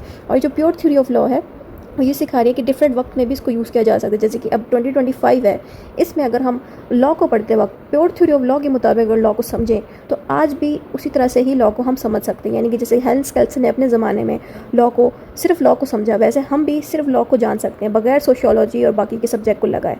तो ये चीज़ हमें सिखा रहा है कि ये गुजरते वक्त के साथ भी हम इस थ्योरी को यूज़ कर सकते हैं। उसके अलावा main person behind pure theory, आपने इसमें ये बताना है कि हेल्स कैल्सन ही फाउंडर है इस थ्योरी का और यही मेन थिंकर है इस थ्योरी का। अगली हेडिंग देनी है important parts of the theory. इस थ्योरी में हमें ये सिखाया जाता है कि स्टेट को कैसे लॉ ने बनाया, सॉवरेनिटी कैसे बिल्ड की लॉ ने, लॉ में पब्लिक लॉ कौन से होते हैं, प्राइवेट लॉ कौन से होते हैं। लॉ ने ये सिखाया कि लोगों को राइट्स कैसे देने चाहिए। लॉ ने ये तक सिखाया कि इंटरनेशनल लॉ कैसे बनाए जाते हैं। तो इस तरह की चीज़ें जो हैं इस थ्योरी ने हमें सिखाई। उसके अलावा आप ये भी बता सकते हैं कि इसमें क्या ख्वाहिश थी, क्या एम था, क्या पर्पज़ था कैल्सन की इस थ्योरी को बनाने का। इसका पर्पज़ ये था कि जो लॉज हैं, जो लीगल रूल्स हैं, उनको सिंपल तरीके से ऑर्गेनाइज़ किया जाए, यानी कि उसमें सोशियोलॉजी, हिस्ट्री वगैरह को निकाल दिया जाए और सिर्फ लॉ उसमें मौजूद हो। ये इस वजह से चाहता था कैल्सन। उसके अलावा study law scientifically not morally. और लॉ ये अपना कैल्सन ये चाहता था कि लॉ को साइंटिफिकली समझा जाए। साइंटिफिकली समझना होता है कि बहुत बारीकी से एक एक लफ्ज़ लॉ के बारे में जाने, समझे कि ये कहाँ से निकला, कहाँ अप्लाई होगा, ठीक है। लॉ को इस तरह से नहीं समझा जाए कि मोरल लॉ एक मोरल चीज़ है। मोरल मीन्स कि बस एक आर्जी चीज़ समझे लॉ को कि बस ठीक है ये एग्जिस्ट करे तो उसको इग्नोर किया जाए। तो ये कैल्सन हमें ये सिखा कि अगर कोई लॉ बना है तो उसमें अगर बाकी चीज़ें फालतू हैं, जैसे कि हिस्ट्री, सोशियोलॉजी, सोसाइटी वाली बातें, उनको बेशक आप साइड पर रख दो, लेकिन लॉ क्यों बनाया गया, किस वजह से बनाया गया, उसमें सिर्फ उसको आप स्टडी करो कि किस लिए बनाया गया। इसको कहते हैं साइंटिफिक तरीके से लॉ को स्टडी करना। Focus on rules. कैल्सन हमें ये सिखा रहा है कि हम रूल्स पे सिर्फ फोकस रखें, यानी कि लॉ पे जो रूल बनाया गया है, यानी कि लॉ ने जो रूल बनाया है हम सिर्फ उस पर फोकस करें कि लॉ ने ये रूल क्यों बनाया। उसके अलावा explains how rules are made, ordered and applied. और हमें हेल्स कैल्सन की जो थ्योरी है वो ये सिखाता है कि ये रूल्स किस लिए बनाए गए, कैसे बनाए गए, और ये जो ऑर्डर्स हमें दिए जाते हैं लॉज की मदद से, ये क्यों दिए जाते हैं, और ये जो लॉ है ये किन किन लोगों पे अप्लाई होता है। तो ये चीज़ें हमें सिखा रहा है कैल्सन अपनी थ्योरी में। लॉ जो है रूल्स हैं, ठीक है, जिस बैक्ड बाय फोर्स मीन्स कि ये रूल्स तो बनाए जाते हैं लेकिन इनके पास इन लॉज के पास ऐसी ताकत होती है कि इनके पास कोई ना कोई गवर्नमेंट की पावर होती है कि लॉज तो बन जाते हैं लेकिन गवर्नमेंट फिर इनको लोगों पे लागू करवाती है, लोगों को कहती है कि इस पर अमल करो। तो इसलिए यहाँ पे लिखा है बैक्ड बाय फोर्स का मतलब ये होता है कि लॉज बन तो जाते हैं लेकिन उस पर अमल जो है कोई ताकत करवाती है। जैसे कि किंग्स हो गए हमारे पुराने ज़माने के, वो भी जब लॉज बनाते थे तो लोगों पर लागू करवाते थे। वैसे सेम ही जो गवर्नमेंट है अगर वो लॉज बनाती है तो हम पे लागू भी करवाती है। जैसे कि गवर्नमेंट टैक्स लगाती है हम पे, गवर्नमेंट जो है हमें कहती है कि अगर आप रेड लाइट पे गाड़ी नहीं रोकेंगे तो आपका चलान हो जाएगा। ये सारे लॉज ही है ना जो हम पे लगाए जाते हैं। यही चीज़ हमें कैल्सन सिखा रहा है। उसके अलावा ग्राउंड नॉर्म्स का मतलब है कि क्या बेसिक कॉन्सेप्ट हमें दिया जा रहा है, इसको कहते हैं ग्राउंड नॉर्म्स।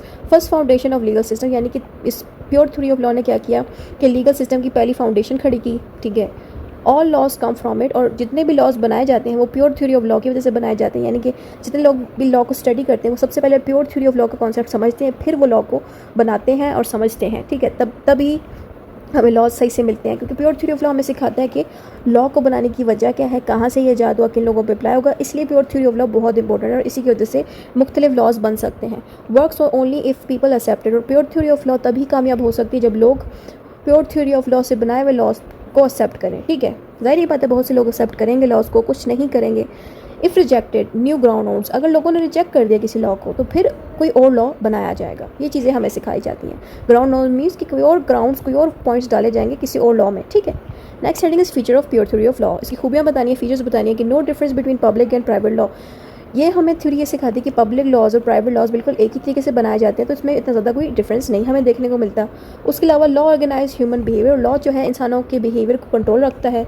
उसके अलावा state is only a set of rules, और लॉ हमें ये सिखाता है कि स्टेट जो है वो सिर्फ रूल्स के मुताबिक चलने वाली चीज़ है। यानी ये रूल्स मौजूद होंगे तो जो स्टेट है उसी के मुताबिक चलेगी और लोगों के ऊपर वही रूल्स लागू करवाएगी। तो ये बात हमें प्योर थ्योरी ऑफ लॉ बता रही है। उसके अलावा law making and law applying और लिंक्ड, और रूल ऑफ लॉ ये सिखाता है कि जो लोग लॉज बनाते हैं और जो लोग लॉ को अप्लाई कराते हैं वो बिल्कुल सेम ही चीज़ होती है। ठीक है, यानी कि अप्लाई करवाने वाले और लॉ बनाने वाले सेम ही हरकत कर रहे होते हैं। उसके अलावा सब्सटेंटिव एंड प्रोसीजरल लॉज जो हैं एक दूसरे के साथ लिंक्ड होते हैं। ठीक है, next heading is law fact are related, यानी कि लॉ जो है फैक्ट्स के साथ रिलेट करते हैं। फैक्ट्स क्या होते हैं आप सोच रहे होगे, लॉ तो होते हैं रूल्स, फैक्ट्स मतलब है हकीकत, यानी कि जो हकीकत होती है उसके मुताबिक ही लॉज बनाए जाते हैं। जैसे कि अगर किसी इंसान ने चोरी की, वो हकीकत है, फिर उस चोरी पे लॉ बनाया गया, तो इस तरह से लॉज एक दूसरे के साथ मिलके बनते हैं, यानी कि फैक्ट्स और लॉज तभी एक दूसरे के साथ मिलके बनते हैं। Rules lead to punished if broken, और ये जो लॉज हैं, ये जो रूल्स बनाए जाते हैं, ये इसलिए बनाए जाते हैं ताकि उन लोगों को पनिश किया जाए जो लॉज को फॉलो ना करें। Ground notes is a source of all laws, यानी कि ग्राउंड नोट्स मीन्स कि हमें वजह पता हो कि लॉ किस लिए बनाना चाहिए, क्यों बनाना चाहिए, इसको ग्राउंड नोट्स कहते हैं। अगर ग्राउंड नोट्स हमें पता है तो वही चीज़ सोर्स बन जाती है लॉ को बनाने की। यानी कि अगर हमें पता चल जाए कि एक इंसान चोरी कर रहा है तो उसको सज़ा देने का एक तरीका है कि जेल्स हम बना दें और उस पर पनिशमेंट लगा दें, उस पर सेक्शंस लॉस के बना दें। तो यही चीज़ होती है वजह, ग्राउंड नोट्स होना। ग्राउंड नोट्स का मतलब है कि वजह होना, तो वजह होगी तो लॉज बनेंगे, तो वजह ही हमारी सोर्स है। ठीक है, यहाँ पे state and law same things, यहाँ पे कह रहे हैं कि स्टेट और लॉ सेम ही चीज़ है, क्योंकि स्टेट जो है लॉ के मुताबिक ही चलती, तो इसलिए एक ही चीज़ है। Sovereign not above people, sovereign का मतलब ये कि जो लॉ है सबसे सुप्रीम है और जो इंसान है वो लॉ से बड़े नहीं हो सकते, यानी कि हर इंसान को लॉ को ओबे करना है। Next heading is supported international law, और जो लॉज है यानी कि जो प्योर थ्योरी ऑफ लॉ में ये सिखाता है कि इंटरनेशनल लॉ होती क्या है, और यही थ्योरी इंटरनेशनल लॉ को सपोर्ट भी करती है। Next heading is Hans Kelsen's main idea. Hans Kelsen का मेन आइडिया क्या था, ये प्योर थ्योरी ऑफ लॉ लिखने का वो मेन आइडिया ये था कि स्टेट क्या होती है और लॉ क्या होता है। तो बस ये 2 पॉइंट्स है जिसके ऊपर हेंस कैल्सन ने ये थ्योरी बनाई।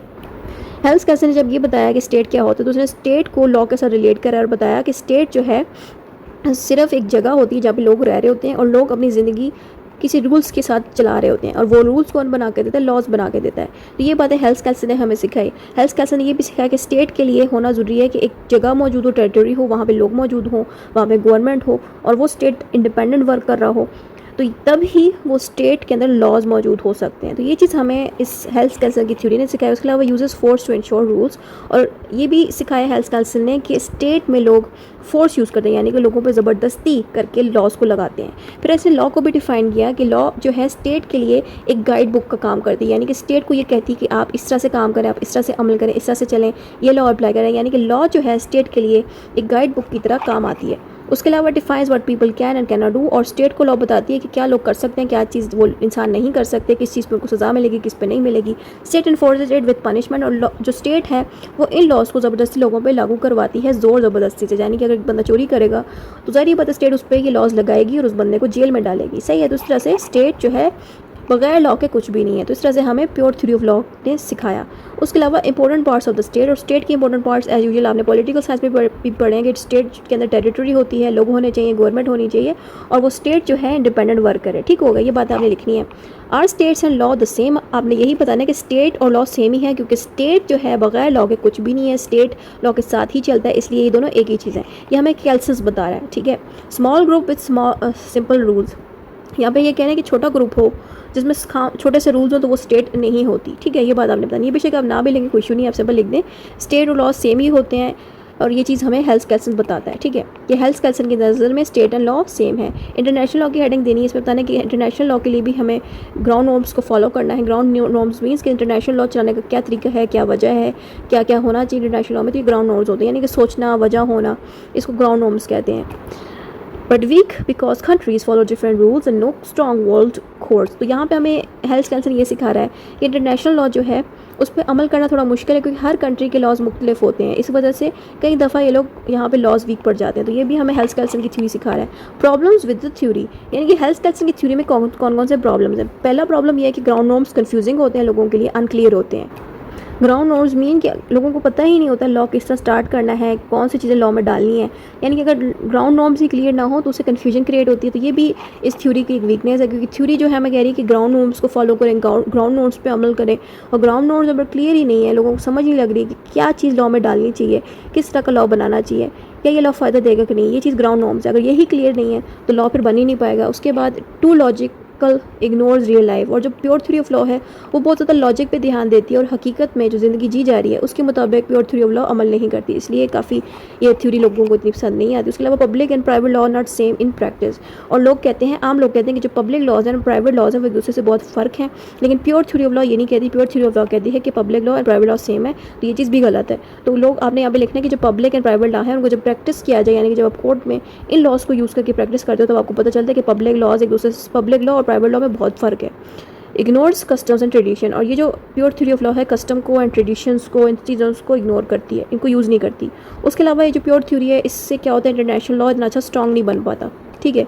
व्यूज़ ऑफ अदर स्कॉलर, जो दूसरे स्कॉलर्स थे वो प्योर थ्योरी ऑफ लॉ पे क्या कहते हैं, वो कहते हैं good for state law not for international. बाकी लोग कहते हैं कि pure theory of law state के लिए अच्छी है, स्टेट को चलाने के लिए बड़ी अच्छी है और स्टेट का कॉन्सेप्ट बड़ा अच्छा दिया गया, लेकिन इंटरनेशनल लॉ का इसमें कॉन्सेप्ट अच्छा नहीं दिया गया। सही है, ये चीज़ बाकी लोग कह रहे हैं। कैल्सन्स गुड कंट्रीब्यूशन, कैल्सन का और क्या इसमें कंट्रीब्यूशन की, उसने कहा कि made laws study clear and scientific. इन्होंने ये किया कि हमारे लिए लॉज ऐसे बना दिए जो कि क्लियर, हमारे कॉन्सेप्ट्स क्लियर कर देते हैं। लॉज को हम अब साइंटिफिकली स्टडी कर पाते हैं हेल्थ कैल्सन्स की वजह से, क्योंकि इसी ने हमें कहा है कि लॉ को साइंटिफिक तरीके से स्टडी किया जा सके। उसके अलावा शोर लॉ लाइक अ बिल्डिंग, और कैल्सन जो है लॉ को बिल्डिंग की तरह हमें बताता है कि लॉ जो एक बिल्डिंग है, हर बिल्डिंग में डिफरेंट सेट ऑफ लॉज मौजूद हैं। तो ये इस तरह से हमें बता रहा है कि हर एक बिल्डिंग है लॉ और उसमें डिफरेंट रूल्स मौजूद होते हैं। तो इस तरह की कॉन्सेप्ट हमें हेल्थ कैल्सन ने दी। उसके अलावा influence legal thinkers world wide, और हेल्थ कैल्सन की इस थ्योरी से डिफरेंट थिंकर, डिफरेंट लोग मुतासिर हुए और उन लोगों ने इस थ्योरी को फॉलो किया। उसके अलावा फ्रेड मैन एक और बंदे ने, उसने हेल्थ कैल्सन की बात की कि Kelsen change legal thinking everywhere. और फ्रेड मैन एक बंदा, उसने कहा कि कैल्सन की इस थ्योरी की वजह से लोगों का लॉ के ऊपर एक डिफरेंट नज़रिया बना। ठीक है। कंक्लूजन में वही लिखना है जो आपने ऊपर लिखा है, उसको शॉर्ट करके बताना। Next heading is American legal religion. American legal religion का मतलब है old view law fix rules like math. यहाँ पे आप सिंपल अल्फाज में लिखेंगे कि लॉ का मतलब क्या है। ठीक है। फिर हमने रियलिस्टिक, यानी कि यहाँ पे देखिए एक अमेरिकन है, फिर लीगल है, फिर रिलीजन है। यानी कि आपने इंट्रोडक्शन में थोड़ा सा लॉ एक्सप्लेन करना है, फिर आपने इंट्रोडक्शन में थोड़ा सा रिलीजन एक्सप्लेन करना है। ठीक है। अब रिलीजन की जगह पहले रियलिस्टिक आएगा। रियलिस्टिक का मतलब है कि रियल लाइफ जजेस डिसीजन। ठीक है। यानी कि रियलिस्टिक का मतलब है जो ऐसे लॉज जो हकीकत में एग्जिस्ट कर रहे हो, ऐसे चीज़ जो हकीकत के मुताबिक बनाई जा रही है, उसको रियलिस्टिक कहते हैं।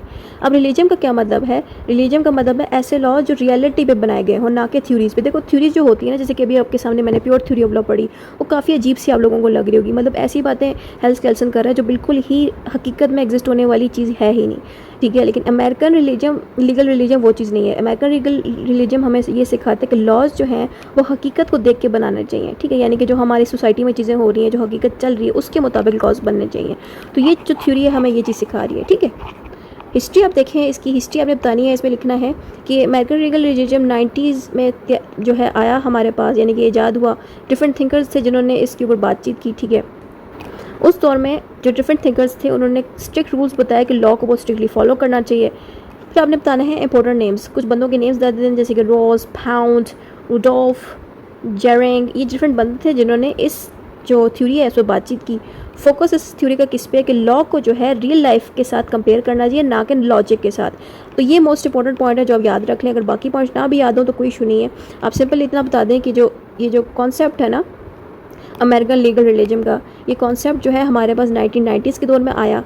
और इस कॉन्सेप्ट ने हमें ये सिखाया कि सिर्फ लॉज को लॉजिकल तरीके से नहीं देखना चाहिए, बल्कि लॉज को रियल लाइफ के साथ जोड़ के डील करना चाहिए। ठीक है। तो इस तरह की बातें आप लिख देंगे हिस्ट्री में। नेक्स्ट हेडिंग हम देंगे व्हाट इज़ अमेरिकन रिलीजन। फिर आपने बताना है कि अमेरिकन रिलीजन होता क्या है। इसमें आपने बताना है law not just rules in books. आपने बताना है लॉज का सिर्फ मतलब ये नहीं होती कि रूल्स दे दिए हैं बुक्स में। अमेरिकन रिलीजन ये सिखाते हैं कि लॉ का मतलब ये है कि व्हाट जजेस एक्चुअली डिसाइड, यानी कि जजेस जिन लॉज को यूज़ करके डिसीजन देते हैं उसी को हम अमेरिकन लीगल रिलीजन कहते हैं। अब आप सोच रहे होंगे कि इसमें जज कहाँ से आ गए। देखो जब भी एक जज डिसीजन देता है वो हकीकत में जो केस चल रहा है उसको देख के डिसीजन देता है, वो थोड़ी थ्योरीज देखने बैठ जाएगा, वो थ्योरीज नहीं देखेगा। जब भी लॉ के ऊपर केस सॉल्व करेगा तो वो उन लॉज की तरफ देखेगा जो लॉज उस हकीकत में केस पे अप्लाई हो सकें। तो ये चीज़ हमें अमेरिकन लीगल रिलीजन सिखा रहा है कि जो लॉज है ना वो थ्योरीज उसके ऊपर ऐसी बननी चाहिए जो बिल्कुल रियल लाइफ जैसी हो। यानी कि ये थ्योरी हमें ये सिखा रही है कि जो भी लॉ बनाया जाए वो हकीकत में होने वाले केसेस के ऊपर अप्लाई हो सके। ठीक है, तो इस तरह की बातें हमने बतानी है। ठीक है, फिर आपने नेक्स्ट हेडिंग देनी है, how did people understand legal religion, कि लोगों को कैसे समझ आती थी कि लीगल रिलीजन क्या है। ये हमें तब समझ लगती थी जब कोर्ट्स खुद इसको अप्लाई करती थी। ठीक है, जैसे कि स्टडी कोर्ट्स इन एक्शंस, जैसे कि कोर्ट खुद ही इन रिलीजन को स्टडी करती थी, समझती थी, फिर अपने कोर्ट केसेस को सॉल्व करती थी। यानी कि जो जजेस थे उन्होंने ही लीगल रिलीजन को समझा और फिर अपने केसेस को उस तरह से सॉल्व करना शुरू कर दिया।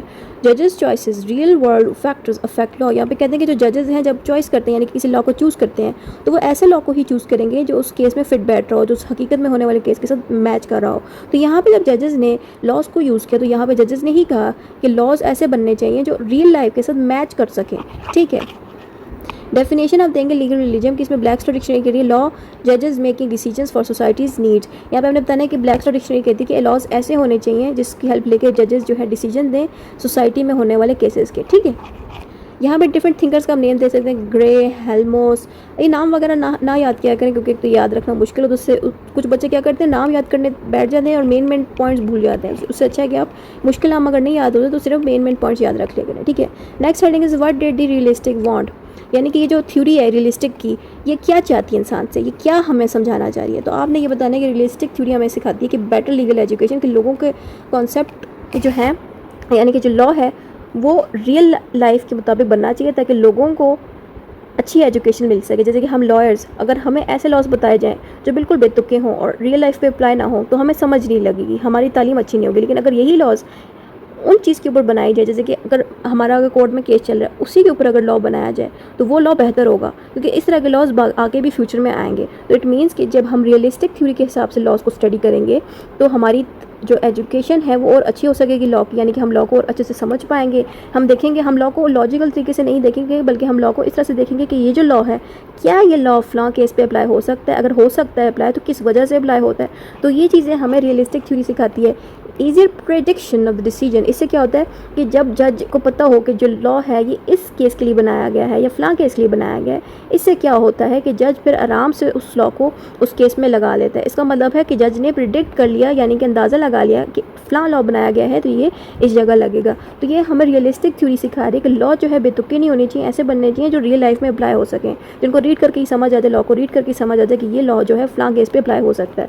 उसके अलावा law must adopt when society change, law ऐसा होना चाहिए जो चेंजिंग सोसाइटी के साथ जो है चेंज हो। जैसे कि एक लॉ अगर कदीम ज़माने में बनाया गया है तो वो आजकल के दौर में तो नहीं अप्लाई होगा। तो यही चीज़ हमें रियलिस्टिक थ्योरी बता रही है कि जैसे जैसे सोसाइटी बदलती है लॉज को भी उसी हिसाब से बदलना चाहिए ताकि वो रियल लाइफ में भी अप्लाई हो सकें। व्हाट डिड रियलिस्टिक स्टडी, यानी कि जो रियलिस्टिक थ्योरी है वो किस चीज़ के ऊपर ध्यान देती है, वो इस चीज़ पर ध्यान देती है कि जो जजेस हैं वो क्या सोच रखते हैं लॉज के बारे में। ठीक है, और जजेस का लॉज के ऊपर क्या ओपिनियन है। ज़ाहिर बात है जब जजेस खुद कह रहे हैं कि एक लॉ जो है बेतुका है, किसी केस पे अप्लाई नहीं हो रहा, तो रियलिस्टिक थ्योरी इसी चीज़ पे फोकस करती है। और हमें भी यही सिखा रही है कि लॉज भी ऐसे होने चाहिए जो रियल लाइफ के साथ मैच कर सकें। और ह्यूमन बिहेवियर इन कोर्ट, जो इंसानों का बिहेवियर होता है किसी लॉ के ऊपर, तो वो भी रियलिस्टिक थ्योरी स्टडी करती है कि नॉर्मल इंसानों ने फ़लाँ बनाए हुए लॉ पे क्या रिमार्क्स दिए। अगर नॉर्मल लोगों को लगा कि ये लॉ इस केस से मैच नहीं करता तो इट मीन्स कि वो लॉ रियल नहीं है, सही नहीं है उस केस के लिए, क्या पता वो लॉ किसी और केस के लिए हो। इसलिए लॉ ऐसे होने चाहिए जो कन्फ्यूजिंग भी ना हो और हमारे रियलिटी के साथ, यानी कि हमारे आम केसेस के साथ, आम जिंदगी के मामलात के साथ मैच भी कर सकें। तो ये चीज़ जो है हमें रियलिस्टिक थ्योरी सिखा रही है। उसके अलावा टू आइडियाज़ कंबाइंड, इसमें रियलिस्टिक में पॉजिटिव एंड सोशियोलॉजिकल कॉन्सेप्ट्स दोनों कंबाइन किए गए हैं। यानी कि जैसे कि प्योर थ्योरी ऑफ लॉ में ये सिखाया गया कि लॉ जो है वो अलग होना चाहिए सारी चीज़ों से, सारी इम्प्योरिटी से। वहीं पर ये थ्योरी उल्टा बोल रही है, यहाँ पर ये थ्योरी कह रही है कि लॉ के अंदर सोशियोलॉजी और बाकी के सब्जेक्ट भी ऐड होने चाहिए ताकि सोसाइटी जैसे जैसे चेंज हो वैसे वैसे लॉ भी चेंज हो। तो पॉजिटिव ये कहता है कि law as it is not as it should be, ये भी पॉजिटिव साइड इसकी ये है कि ये जो थ्योरी है ना रियलिस्टिक वाली, वो ये कहती है कि लॉ को वैसा ही रहना चाहिए जैसा कि वो है और लॉ को उसी तरह से ही देखना चाहिए। लेकिन इस थ्योरी के अंदर ये चीज़ भी सिखाई गई है कि लॉ को सोसाइटी के साथ अप्लाई भी होना चाहिए, यानी कि लॉ को अगर आप ऐसे ही रहने दोगे तो इसमें कुछ चेंजेस आप नहीं करोगे सोसाइटी के मुताबिक। इसलिए इस थ्योरी के अंदर प्योर थ्योरी का भी थोड़ा सा कॉम्बिनेशन है और थोड़ा सा कॉम्बिनेशन इसमें सोशियोलॉजी का भी है, ठीक है। सोशियोलॉजी को इसलिए डाला गया है ताकि लॉज ऐसे बनाए जाएँ जो सोसाइटी के काम आ सकें, ठीक है। What different experts said, grey एक बंदा है, उसने इसके ऊपर बात की, इस थ्योरी पे कहा कि जजेस पर्सनल व्यू शेप्स लॉ, यानी कि ग्रे इस थ्योरी पे ये कह रहा है कि जो जजेस हैं अगर वो कोई ओपिनियन दे रहे हैं इस लॉ के ऊपर तो इट मीन्स कि उसके ओपिनियन से ही लॉज को दोबारा से डिज़ाइन किया जाता है, ठीक है। Next heading is who started the movement, कि किन लोगों ने इस अमेरिकन रियलिस्टिक के ऊपर सपोर्ट किया और किन लोगों की वजह से हम तक ये बात पहुंची, वो ये 2 बंदे थे। ये जो पहली पिक्चर है वो है जॉन चैंपियन ग्रे की, दूसरी पिक्चर है ओलिवर वेंडल हॉलमेज की। ये जो 2 बंदे थे इन दोनों ने जो है इस अमेरिकन लीगल रिलीजन को सपोर्ट किया और इनकी वजह से हम तक ये अमेरिकन लीगल रिलीजन पहुंचा, ठीक है, क्योंकि इन्होंने इसको सपोर्ट किया था। Next heading is main features जो थी इस थ्योरी की वो कार्ल ल्यूवेली ने दी हमें। कार्ल ल्यूवेलन जो बंदा था इसने इसकी क्वालिटीज़ यानी कि फीचर्स बताई इस थ्योरी की, वो है लॉ कीप्स चेंजिंग। ये बंदा हमें कहता है कि जो अमेरिकन लीगल रिलीजन है उसमें लॉ मुसलसल चेंज हो रहा होता है और जो लॉ है वो सोसाइटी को सर्व करता है, यानी कि लॉ ऐसा होना चाहिए जो सोसाइटी को सर्व कर सके, सोसाइटी के काम आ सके। Law should be studied as it is, law को वैसा ही रखना चाहिए जैसा कि वो है, उसी तरह उसको स्टडी करना चाहिए, लेकिन उसके अंदर सोसाइटी से रिलेटेड भी चीज़ें हों, जैसे कि सोसाइटी को चलना कैसे चाहिए, चेंज आ रही है सोसाइटी में तो उस हिसाब से लॉ को भी चेंज होना चाहिए। Don't depend only on rules, और ये थ्योरी हमें ये सिखा रही है कि सिर्फ रूल्स पर डिपेंड नहीं करना चाहिए, यानी कि लॉज अगर बन गए तो सिर्फ उस पर डिपेंड नहीं करना चाहिए। लॉज को चाहिए कि वो सोसाइटी के मुताबिक अपने आप को ढाले, अपने आप को चेंज करे, यानी कि सोसाइटी में जो हकीकत में चीज़ें हो रही है उस हिसाब से लॉ अपने आप को चेंज करे। ये चीज़ें हमें सिखाई जा रही है इस थ्योरी में। उसके अलावा check if laws actually work, और हमें ये थ्योरी ये सिखा रही है कि क्या ये जो लॉ बनाया गया है क्या ये काम आएगा, क्या ये वर्क करेगा किसी केस में, क्या इससे किसी को इंसाफ मिलेगा। तो ये थ्योरी हमें ये चीज़ें सिखाती है। प्रॉब्लम्स विद लीगल रिलीजन, इसमें प्रॉब्लम ये आती है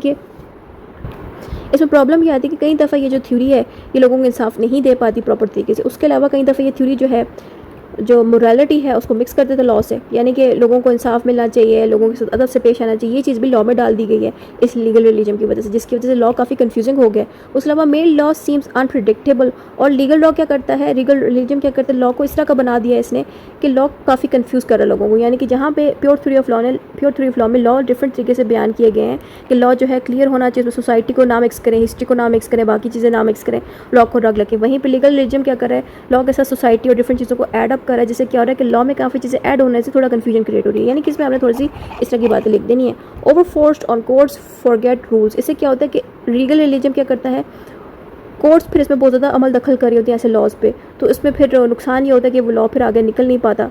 तो प्योर थ्योरी ऑफ लॉ में ये होता है कि कोर्ट्स इतना अमल दखल नहीं करती, उसमें बस लॉ बनता है और वो प्योर बनता है, उसमें कोई और हिस्ट्री या सोशियोलॉजी बाकी चीज़ें ऐड नहीं होती। वहीं पे लीगल रिलीजन में क्या होता है, जब भी कोई लॉ बनता है तो कोर्ट्स फिर उसमें बहुत अमल दखल करती हैं, अपने ओपिनियंस दे रही होती हैं, अपनी राय दे रही होती हैं, तो इस तरह से हमें ये नुकसान देखने को मिलते हैं। How American circumstances affected religion, आपने बताना कि यूएसए के लोग या अमेरिका के लोग कैसे लीगल रिलीजन को अफेक्ट कराते हैं। इसमें बताना कि best fit for US system, यानी कि जो ये लीगल रिलीजन है वो यूएसए के सिस्टम में बहुत ज़्यादा यूज़ किया जाता है, यानी कि वहाँ के जो जजेस हैं वो बहुत ज़्यादा लीगल रिलीजन वाले प्रोसेस को यूज़ करते हैं अपने कोर्ट केसेस में। Not always same in other countries, और डिफरेंट कंट्रीज़ में लीगल रिलीजन मतलब यूज़ होता है, ज़्यादा ये यूएसए में यूज़ होता है। Law is not random, rules exist before court, आपके यहाँ पे लिखना यह है कि लॉ जो है एक रैंडम चीज़ नहीं होती। कोर्ट की नज़र में लॉ जब भी बनाया जाता है किसी वजह से बनाया जाता है, किसी ना किसी केस पे अप्लाई होता है, तो वो बेतुका नहीं होना चाहिए। तो ये चीज़ हमें रिलीजन सिखा रहा है। रिलीजन हमें ये सिखा रहा है कि लॉ हमेशा ऐसा होना चाहिए जो बेकार ना जाए, किसी ना किसी बंदे के काम आ सके, यानी कि जैसी हकीकत है हमारी, जैसे केसेस हैं उस हिसाब के लॉ होने चाहिए ताकि वो बेकार ना बने। ये थ्योरी हमें ये चीज़ें सिखा रही है। कंक्लूजन में वही चीज़ें लिखनी जो हमें ऊपर पड़ी है। इम्पेरेटिव लॉ का मतलब है ये वो लॉज हैं जो इंसान बनाते हैं। इम्पेरेटिव का दूसरा नाम है पॉजिटिव लॉ, ठीक है। तो इन लॉज को इंसान बनाते हैं, ठीक है। जैसे कि गवर्नमेंट हमारी जो लॉज बनाती है उसी को हम इम्पेरेटिव लॉ कहते हैं या पॉजिटिव लॉ। वही चीज़ आपने बतानी है कि ये रूल्स यानी ये लॉज कोई अथॉरिटी बनाती है जिसमें इंसान बैठे होते हैं, वो बनाते हैं लॉज, ठीक है। गाइड्स पीपल बिहेवियर, ये लॉज इसलिए बनाए जाते हैं ताकि लोगों को कंट्रोल किया जा सके, और कोई भी लॉज को तोड़ेगा तो उसको पनिशमेंट मिलेगी, या तो उनको फाइन देना पड़ेगा हैवी, या जेल होगी। मीनिंग ऑफ इम्पेरेटिव का मतलब है imperative means must be done, imperative का ये मतलब होता है, सही है। और ये लॉ जो है law tells what to do and what not to do. Imperative law इसलिए बनाए जाते हैं, यानी कि इंसान ये लॉज इसलिए बनाता है ताकि इंसान को ये बता सके कि उनको क्या करना चाहिए क्या नहीं करना चाहिए, और जो भी इस लॉ को तोड़ेगा उसको पनिशमेंट देनी, उसको पनिशमेंट से गुजरना पड़ेगा। डेफिनेशन में आप सेलमन की लिख दें। सेलमन ने डेफिनेशन इस पर ये दी है कि rule by authority enforce by with punishment, यानी कि जो अथॉरिटी है यानी कि एक इंसान है जिस बड़े ओहदे पे बैठे है, वो ये रूल्स यानी कि लॉज बनाता है, और फिर जो इन लॉज को तोड़ता है उसको पनिशमेंट मिलती है। वह सेलमन कह रहा गया था रीजन ऑफ वर्ड, यानी कि ये जो अल्फाज हैं इसके इम्पेरेटिव के या पॉजिटिव के ये कब यूज़ किए गए पहली दफ़ा? ये लैटिन ज़बान से निकले थे और मिडिल इंग्लिश में, यानी कि जो अंग्रेज़ का जो यूके का कंट्री हो गया या जो डिफरेंट कंट्रीज़ अमेरिका के, वहाँ से हमें पॉजिटिव लॉ और इम्पेरेटिव लॉ का लफ्ज़ ईजाद हुआ। और पहली दफ़ा इस लफ्ज़ को यूज़ किया गया था 15th सेंचुरी में। Supporters of imperative law, supporter कौन है? इसका ऑस्टन है। ऑस्टन कहते हैं कि लॉ एक कमांड है जिसको ओबे करना चाहिए। इंपॉर्टेंट पार्ट्स आप लिखेंगे कि जनरल रूल, यानी कि ये हमें जो अपना पॉजिटिव लॉ है या इम्पेरेटिव लॉ है, इसमें जनरल रूल्स दिए जाते हैं कि इंसान को अपनी ज़िंदगी चलानी कैसे चाहिए, अथॉरिटी बिहाइंड इट, और इसको एक अथॉरिटी बनाती है, ठीक है, जैसे कि गवर्नमेंट होगी। इस पर गॉड वैसे नहीं आ सकता क्योंकि गॉड के लिए तो हम नेचुरल लॉ पढ़ते हैं, तो नेचुरल लॉ में गॉड आएगा। गवर्नमेंट के लिए पॉजिटिव लॉ या इम्पेरेटिव लॉ यूज़ होता है, ठीक है, यानी कि गवर्नमेंट में इंसान ही लॉज बनाते हैं, इंसान जो लॉज बनाते हैं उनको इम्पेरेटिव लॉ या पॉजिटिव लॉ का नाम दिया जाता है। उसके अलावा इन्फोर्स विद पनिशमेंट, और इन लॉस को कोई तोड़ता है तो पनिशमेंट उसको मिलती है। Rule, general rules, not personal rule. For example traffic rules for all drivers, यानी कि इसमें आपको पर्सनल रूल्स लोगों पे नहीं बनाते बल्कि जनरल रूल्स गवर्नमेंट आपके लिए बना के देती है। जनरल रूल्स में जैसे कि एग्जांपल यहाँ पे दी है कि ट्रैफिक रूल्स बना दिए गए हैं हर बंदे के लिए, उसमें सारे ड्राइवर्स शामिल होंगे। कोई भी ड्राइवर अगर ट्रैफिक रूल्स तोड़ेगा या एक्सीडेंट करेगा या रेड लाइट को क्रॉस कर देगा बगैर रुके, तो ऐसे बंदों को जो है सज़ा मिलेगी। तो ये कह ये रहे हैं कि पॉजिटिव लॉ हर बंदे के लिए जनरली बनाया जाता है, किसी एक बंदे के लिए नहीं होता, ठीक है। अथॉरिटी की बात करें तो इसमें डिवाइन अथॉरिटी भी शामिल है, यानी कि इसमें गॉड के बनाए लॉज भी शामिल हैं और ह्यूमन के, क्योंकि मैं ऊपर जब नेचुरल लॉ पढ़ा रही थी, ठीक है, उस वक्त जब मैं पढ़ाते वक्त ये भी आप लोगों से कह रही थी कि जब पॉजिटिव लॉ बनाए जाएँ, यानी कि इंसान जब लॉज बनाए तो उन लॉज के अंदर नेचुरल लॉज होने चाहिए, यानी कि गॉड के बनाए लॉज भी होने चाहिए, ठीक है। तो एक पाकिस्तान की भी एग्जांपल दे सकती हूँ, जैसे कि पाकिस्तान के जो लॉज़ हैं जितने भी बनते हैं वो इस्लाम एंड कुरान के मुताबिक बनते हैं। तो अगर इस्लाम एंड कुरान के मुताबिक वो ना हो तो वो लॉज़ फिर कैंसिल हो जाते हैं। वही सेम बात यहाँ पे है कि ये जो लॉ है ना पॉजिटिव लॉ, इसमें डाइवान लॉज भी होंगे। डिवाइन लॉज मीन्स जो गॉड की तरफ से आते हैं, उसके अलावा ह्यूमन लॉज भी इसमें होना चाहिए जो इंसान बनाते हैं, जैसे कि गवर्नमेंट जो लीडर्स होते हैं वो जो लॉज बनाते हैं वो भी होंगे, यानी कि पॉजिटिव लॉ में ये दोनों होंगे। इन्फोर्समेंट, यानी कि जो फॉलो नहीं करेगा, लाइक तोड़ेगा लॉस को, उनको पनिशमेंट मिलेगी, कैसे कि उनको फ़ाइन भी देना पड़ सकता है, उनको जेल भी हो सकती है और उनको इंसल्ट भी किया जाएगा लोगों को कि आपने क्यों नहीं लॉ को फॉलो किया वगैरह वगैरह। टाइप्स आप दे सकते हैं, इसमें डिफरेंट टाइप्स हैं कि इसमें आपको डिवाइन लॉ भी मिलता है, यानी कि गॉड्स की कमांड भी मिल सकते हैं। उसके अलावा civil law, like civil law का मतलब है कि ऐसे लॉज जो आम लोगों के लिए अप्लाई किया जाए। क्रिमिनल लॉ और सिविल लॉ का फ़र्क बता देती हूँ। सिविल लॉ में ये सिखाया जाता है कि गवर्नमेंट चलती कैसे है, लोगों को ज़िंदगी कैसे जीनी है, वोट के राइट्स अगर टूट जाएँ या डिवोर्स केसेस हो जाएँ तो वो सारे सिविल लॉ डील करती है। उसके अलावा जो क्रिमिनल लॉ है उसमें ये सिखाया जाता है कि जो क्रिमिनल्स हैं वो अगर चोरी करते हैं, मर्डर करते हैं, रेप करते हैं, उनको कैसे कंट्रोल किया जाए, तो ये होता है क्रिमिनल लॉज। तो ये फ़र्क है। तो जो ये इम्पेरेटिव थ्योरी ऑफ लॉ है, पॉजिटिव लॉ वाली थ्योरी जो है, इसमें सिविल लॉज भी मौजूद होते हैं। उसके अलावा इसमें पॉजिटिव मोरालिटीज़ भी मौजूद है, यानी कि किसी इंसान को बेवजह जो है इंसल्ट नहीं करना, लेकिन अगर कोई लॉज तोड़ते हैं, कोई बंदा लॉ तोड़ता है तो उसको डांट भी पड़ सकती है, उसको बुरा भला भी कहा जा सकता है। उसके अलावा इंटरनेशनल लॉ की बातें भी इसमें मौजूद हैं, जैसे कि दूसरे मुल्कों के साथ अगर आपकी वॉर लग गई है, जंग लग गई, तो उसको कैसे हैंडल करना चाहिए, कैसे लॉस होने चाहिए उसमें। तो ये चीज़ें भी हमें पॉजिटिव लॉ सिखाता है। सेक्शंस, यानी कि इस जो पॉजिटिव लॉ है उसमें सेक्शंस लगाए जाते हैं, यानी कि हर चीज़ के ऊपर एक सेक्शन लगा होता है कि फ़लाँ सेक्शन के मुताबिक इंसान को इस तरह से जीना चाहिए, फ़लाँ सेक्शन के मुताबिक ये होना चाहिए। तो इस तरह के लॉज में सेक्शंस लगाए जाते हैं।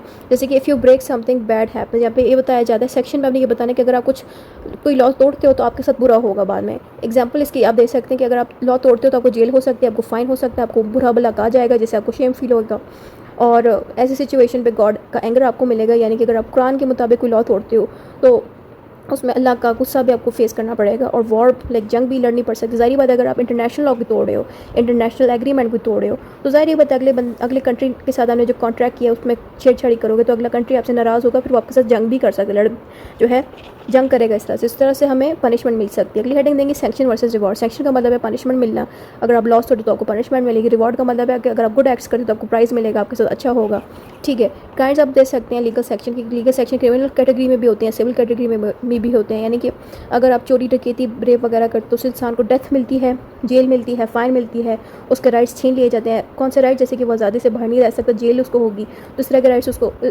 उससे छीन लिए जाएंगे। लेकिन अगर हम सिविल सेक्शन की बात करें तो इसमें क्या क्या होता है कि अगर किसी बंदे ने आपको डैमेज कर दिया, गाड़ी तोड़ दी है, गाड़ी को टक्कर मार दी है, तो इस तरह के जो है उस बंदे को सज़ा मिलेगी। यानी कि जिसने आपकी गाड़ी को टक्कर मारी उसको फ़ाइन देना पड़ सकता है या जेल भी हो सकती है। उसके अलावा कोई आपकी प्रॉपर्टी चोरी कर लेता है तो ऐसे लोग इस तरह के मामला को सिविल लॉज डील करती है, ठीक है। उसके अलावा sanctions and nullity. Courts won't help if rules broken in legal documents. ये पॉइंट बेशक आप स्किप कर दें क्योंकि ये याद रखना भी मुश्किल है, बस पहले 2 पॉइंट्स आप काइंड्स के याद कर लें। To all laws need sanction, कह रहे हैं कि हर लॉज को क्या सेंक्शंस की ज़रूरत होती है। सम सेज यस, कुछ लोग कहते हैं कि हर लॉ के लिए सेंक्शन होना ज़रूरी है। सेंक्शन मीन कि उसमें पनिशमेंट होना ज़रूरी है, यानी कि हर लॉ ऐसा हो जिसको तोड़ने पर पनिशमेंट मौजूद हो, यानी कि कुछ लोग कहते हैं पनिशमेंट होना ज़रूरी है। वहीं पर कोई और लोग कहते हैं कि हर लॉ जो है उस पर पनिशमेंट नहीं लगनी चाहिए। ठीक है, कंक्लूजन में जो भी ऊपर पड़ा है वो आप लिख दें। इसमें फिर आती है क्रिटिकल थ्योरी। क्रिटिकल थ्योरी में आपने बताना है कि special way of seeing unfairness in society, यानी कि मैं पहले आपको क्रिटिकल समझा देती हूँ। यानी कि हमारी सोसाइटी में एक अपर क्लास होती है, एक लोअर क्लास होती है, सही है। हर क्लास में एक दूसरे से फ़र्क होता है, यानी कि अपर क्लास वालों के पास सारी फैसिलिटीज़ मौजूद होती हैं, अच्छे स्कूल्स में वो बच्चे जाते हैं, अच्छी ज़िंदगी जीते हैं। वहीं पे जो लोअर क्लास के लोग होंगे उनकी ज़िंदगी और ज़्यादा कम होगी, यानी कि वो अच्छी ज़िंदगी नहीं जिएंगे। यही चीज़ हमें क्रिटिकल थ्योरी सिखा रही है, यानी कि क्रिटिकल थ्योरी ये सिखाता है कि हमारे माशरे में बहुत ज़्यादा नाइंसाफ़ी होती है। ठीक है, क्यों? क्योंकि कुछ लोगों के पास पैसा ज़्यादा होता है, कुछ लोगों की नस्ल अच्छी होती है और कुछ के पास ज़्यादा पावर होती है, कुछ के पास नहीं, तो इस वजह से डिफरेंसेस आते हैं। यही चीज़ क्रिटिकल थ्योरी हमें सिखा रही है। उसके अलावा क्रिटिकल थ्योरी ये कहती है teachers to question system and improve the world. Critical theory हमें ये सिखाती है कि हमारा सिस्टम इस तरह ख़राब क्यों है, और क्रिटिकल थ्योरी ये क्वेश्चंस इसलिए करती है कि सिस्टम ख़राब क्यों है, ताकि हमारा माशरा, हमारा मुल्क अच्छा हो सके। ज़ाहिर बात है, गुर्बत है तो गुर्बत क्यों है, अनपढ़ लोग हैं तो अनपढ़ लोग यहाँ पे क्यों हैं, ताकि हमारे कंट्री को वो बेहतर कर सके। तो ये चीज़ थी क्रिटिकल थ्योरी। इसमें हिस्ट्री देखें तो इसकी हिस्ट्री जो है स्टार्ट हुई थी 1923 में, यानी कि 1923 में क्रिटिकल थ्योरी के ऊपर लोगों ने डिस्कशन स्टार्ट कर दी थी पहली दफ़ा, और फ्रैंकफर्ट वो बंदा था जिसने क्रिटिकल थ्योरी पर बहुत ज़्यादा रिसर्च स्टार्ट कर दी। ठीक है, studied workers history and real problem, और जो क्रिटिकल थ्योरी है इस चीज़ पे फोकस करता है कि जो वर्कर्स हैं वो कैसे काम करते हैं, उनको पैसे क्यों कम मिलते हैं, हिस्ट्री में लोगों की कंडीशन कैसे थी, यानी कि हिस्ट्री में अमीर लोग कैसे ज़िंदगी जीते थे, गरीब कैसे जीते थे, और आजकल के दौर में क्या हो रहा है, और आजकल करंटली क्या क्या प्रॉब्लम से लोगों को गुजरना पड़ा। तो ये चीज़ें जो है ये थ्योरी देखती है। इस थ्योरी को कार्ल हॉर्च, जॉर्ज लोकस इन लोगों ने भी बहुत ज़्यादा सपोर्ट किया, इन लोगों ने भी इस थ्योरी पर बहुत ज़्यादा वर्क किया। उसके अलावा how the word came to be, यानी ये क्रिटिकल थ्योरी का अल्फाज कहाँ से ईजाद हुआ। क्रिटिकल का जो लफ्ज़ है क्रिटिकल थ्योरी पहली दफ़ा यूज़ हुआ था 1937 में, और Frankfurt group moved to USA Hitler rise, यानी कि फ्रैंकफर्ट के कुछ लोग थे जो यूएसए में चले गए, और उस दौरान हिटलर जो है हिटलर एक ऐसा बंदा था जो बहुत ज़्यादा लोगों पर जुल्म करता था, लोगों के साथ नाइंसाफ़ी करता था। तो इसी की वजह से जो है क्रिटिकल थ्योरी भी उस दौरान ईजाद हुई। तो इस तरह की एक हिस्ट्री, अगर ये हिस्ट्री आपको नहीं देना ना दें, बस इतना लिख दें कि जो क्रिटिकल थ्योरी है वो पहली दफ़ा यूज़ हुआ था 1937 में, इतना भी बता दिया तो काफ़ी है। ठीक है, ये जो क्रिटिकल थ्योरी है ये इस चीज़ पे या इस सिस्टम पे फोकस करता है कि फैक्ट्रीज़ कैसे बनती हैं, फैक्ट्रीज़ में लोगों को इंसाफ मिल रहा है कि नहीं, उनको पैसा जनरेट हो रहा है कि नहीं, क्या लोगों को बराबर ज़मीनें तकसीम की जा रही हैं कि नहीं, बिज़नेस में क्या फ़ायदा हो रहा है, क्या नुकसान हो रहा है, और तमाम मालूमात जो इंसान की प्राइवेट लाइफ है और गवर्नमेंट की लाइफ है उन तमाम मालूमात पर ये नज़र रखती है। उसके अलावा क्रिटिकल लीगल स्टडीज़। तो क्रिटिकल थ्योरी जो है कब इसको यूज़ किया गया, तो 1970 के दौर में अमेरिका में क्रिटिकल थ्योरी को लॉ के अंदर यूज़ किया गया। Law often helps rich and poor, और क्रिटिकल थ्योरी से क्या फ़ायदा हुआ कि इससे अमीर लोगों को और ताकतवर लोगों को बड़ा फ़ायदा पहुंचा। Mixed ideas from psychology, politics and literature. इस क्रिटिकल थ्योरी के अंदर आपको साइकोलॉजी से रिलेटेड, पॉलिटिक्स से रिलेटेड और लिटरेचर से रिलेटेड भी चीज़ें मिलेंगी। डेफिनेशन आप दे सकते हैं कि क्रिटिकल थ्योरी का मतलब है लॉ नॉट ऑलवेज फेयर, यानी कि लॉ हर वक्त फेयर नहीं होता, हर बंदे को इंसाफ नहीं दे पाता। Sometimes protects rich white man, और क्रिटिकल थ्योरी ये सिखाता है कि जो लॉ है वो कभी कभी सिर्फ अमीर का साथ देता है, अंग्रेज़ों का यानी कि वाइट गोरों का साथ देता है, और बाकी लोगों का कभी साथ नहीं दे पाता।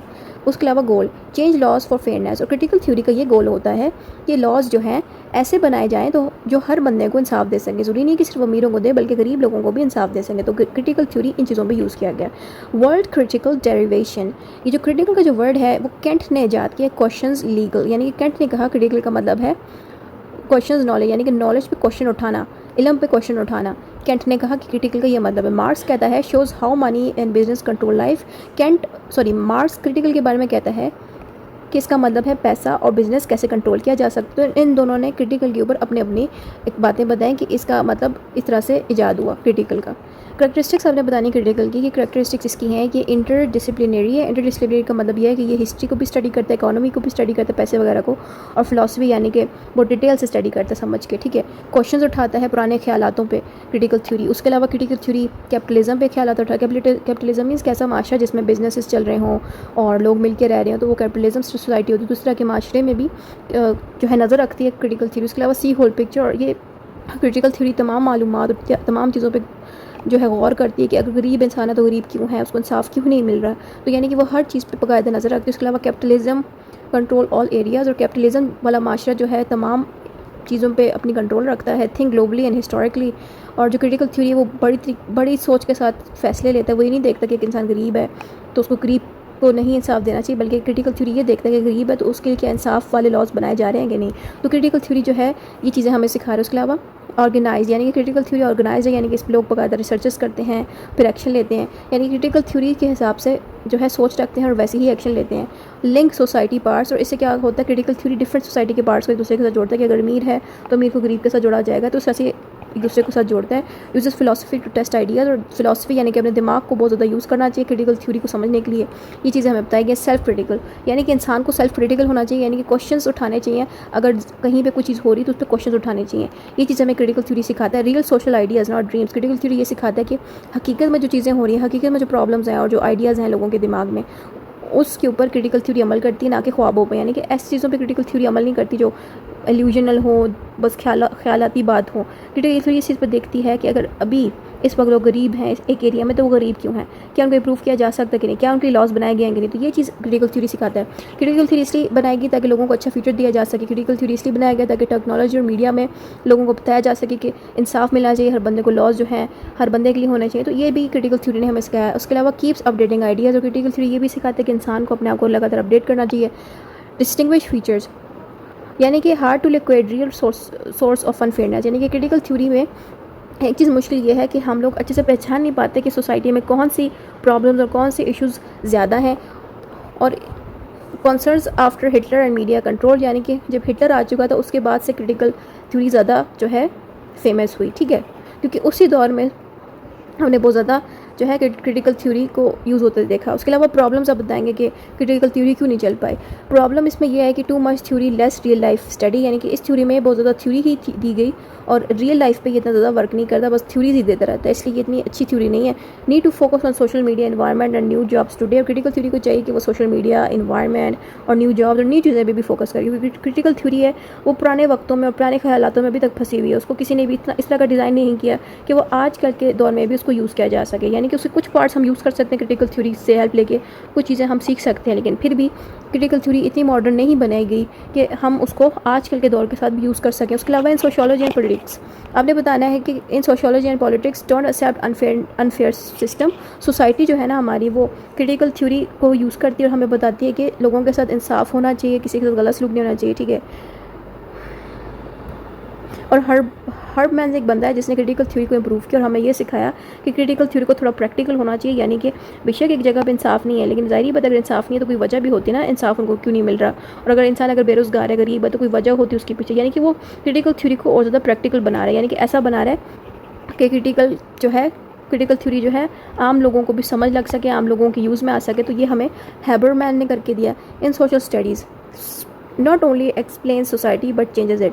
सोशल स्टडी में क्रिटिकल थ्योरी इस तरह काम आता है कि वो सोसाइटी को ये सिखाता है कि सोसाइटी को किस तरह चेंज होना चाहिए, ठीक है।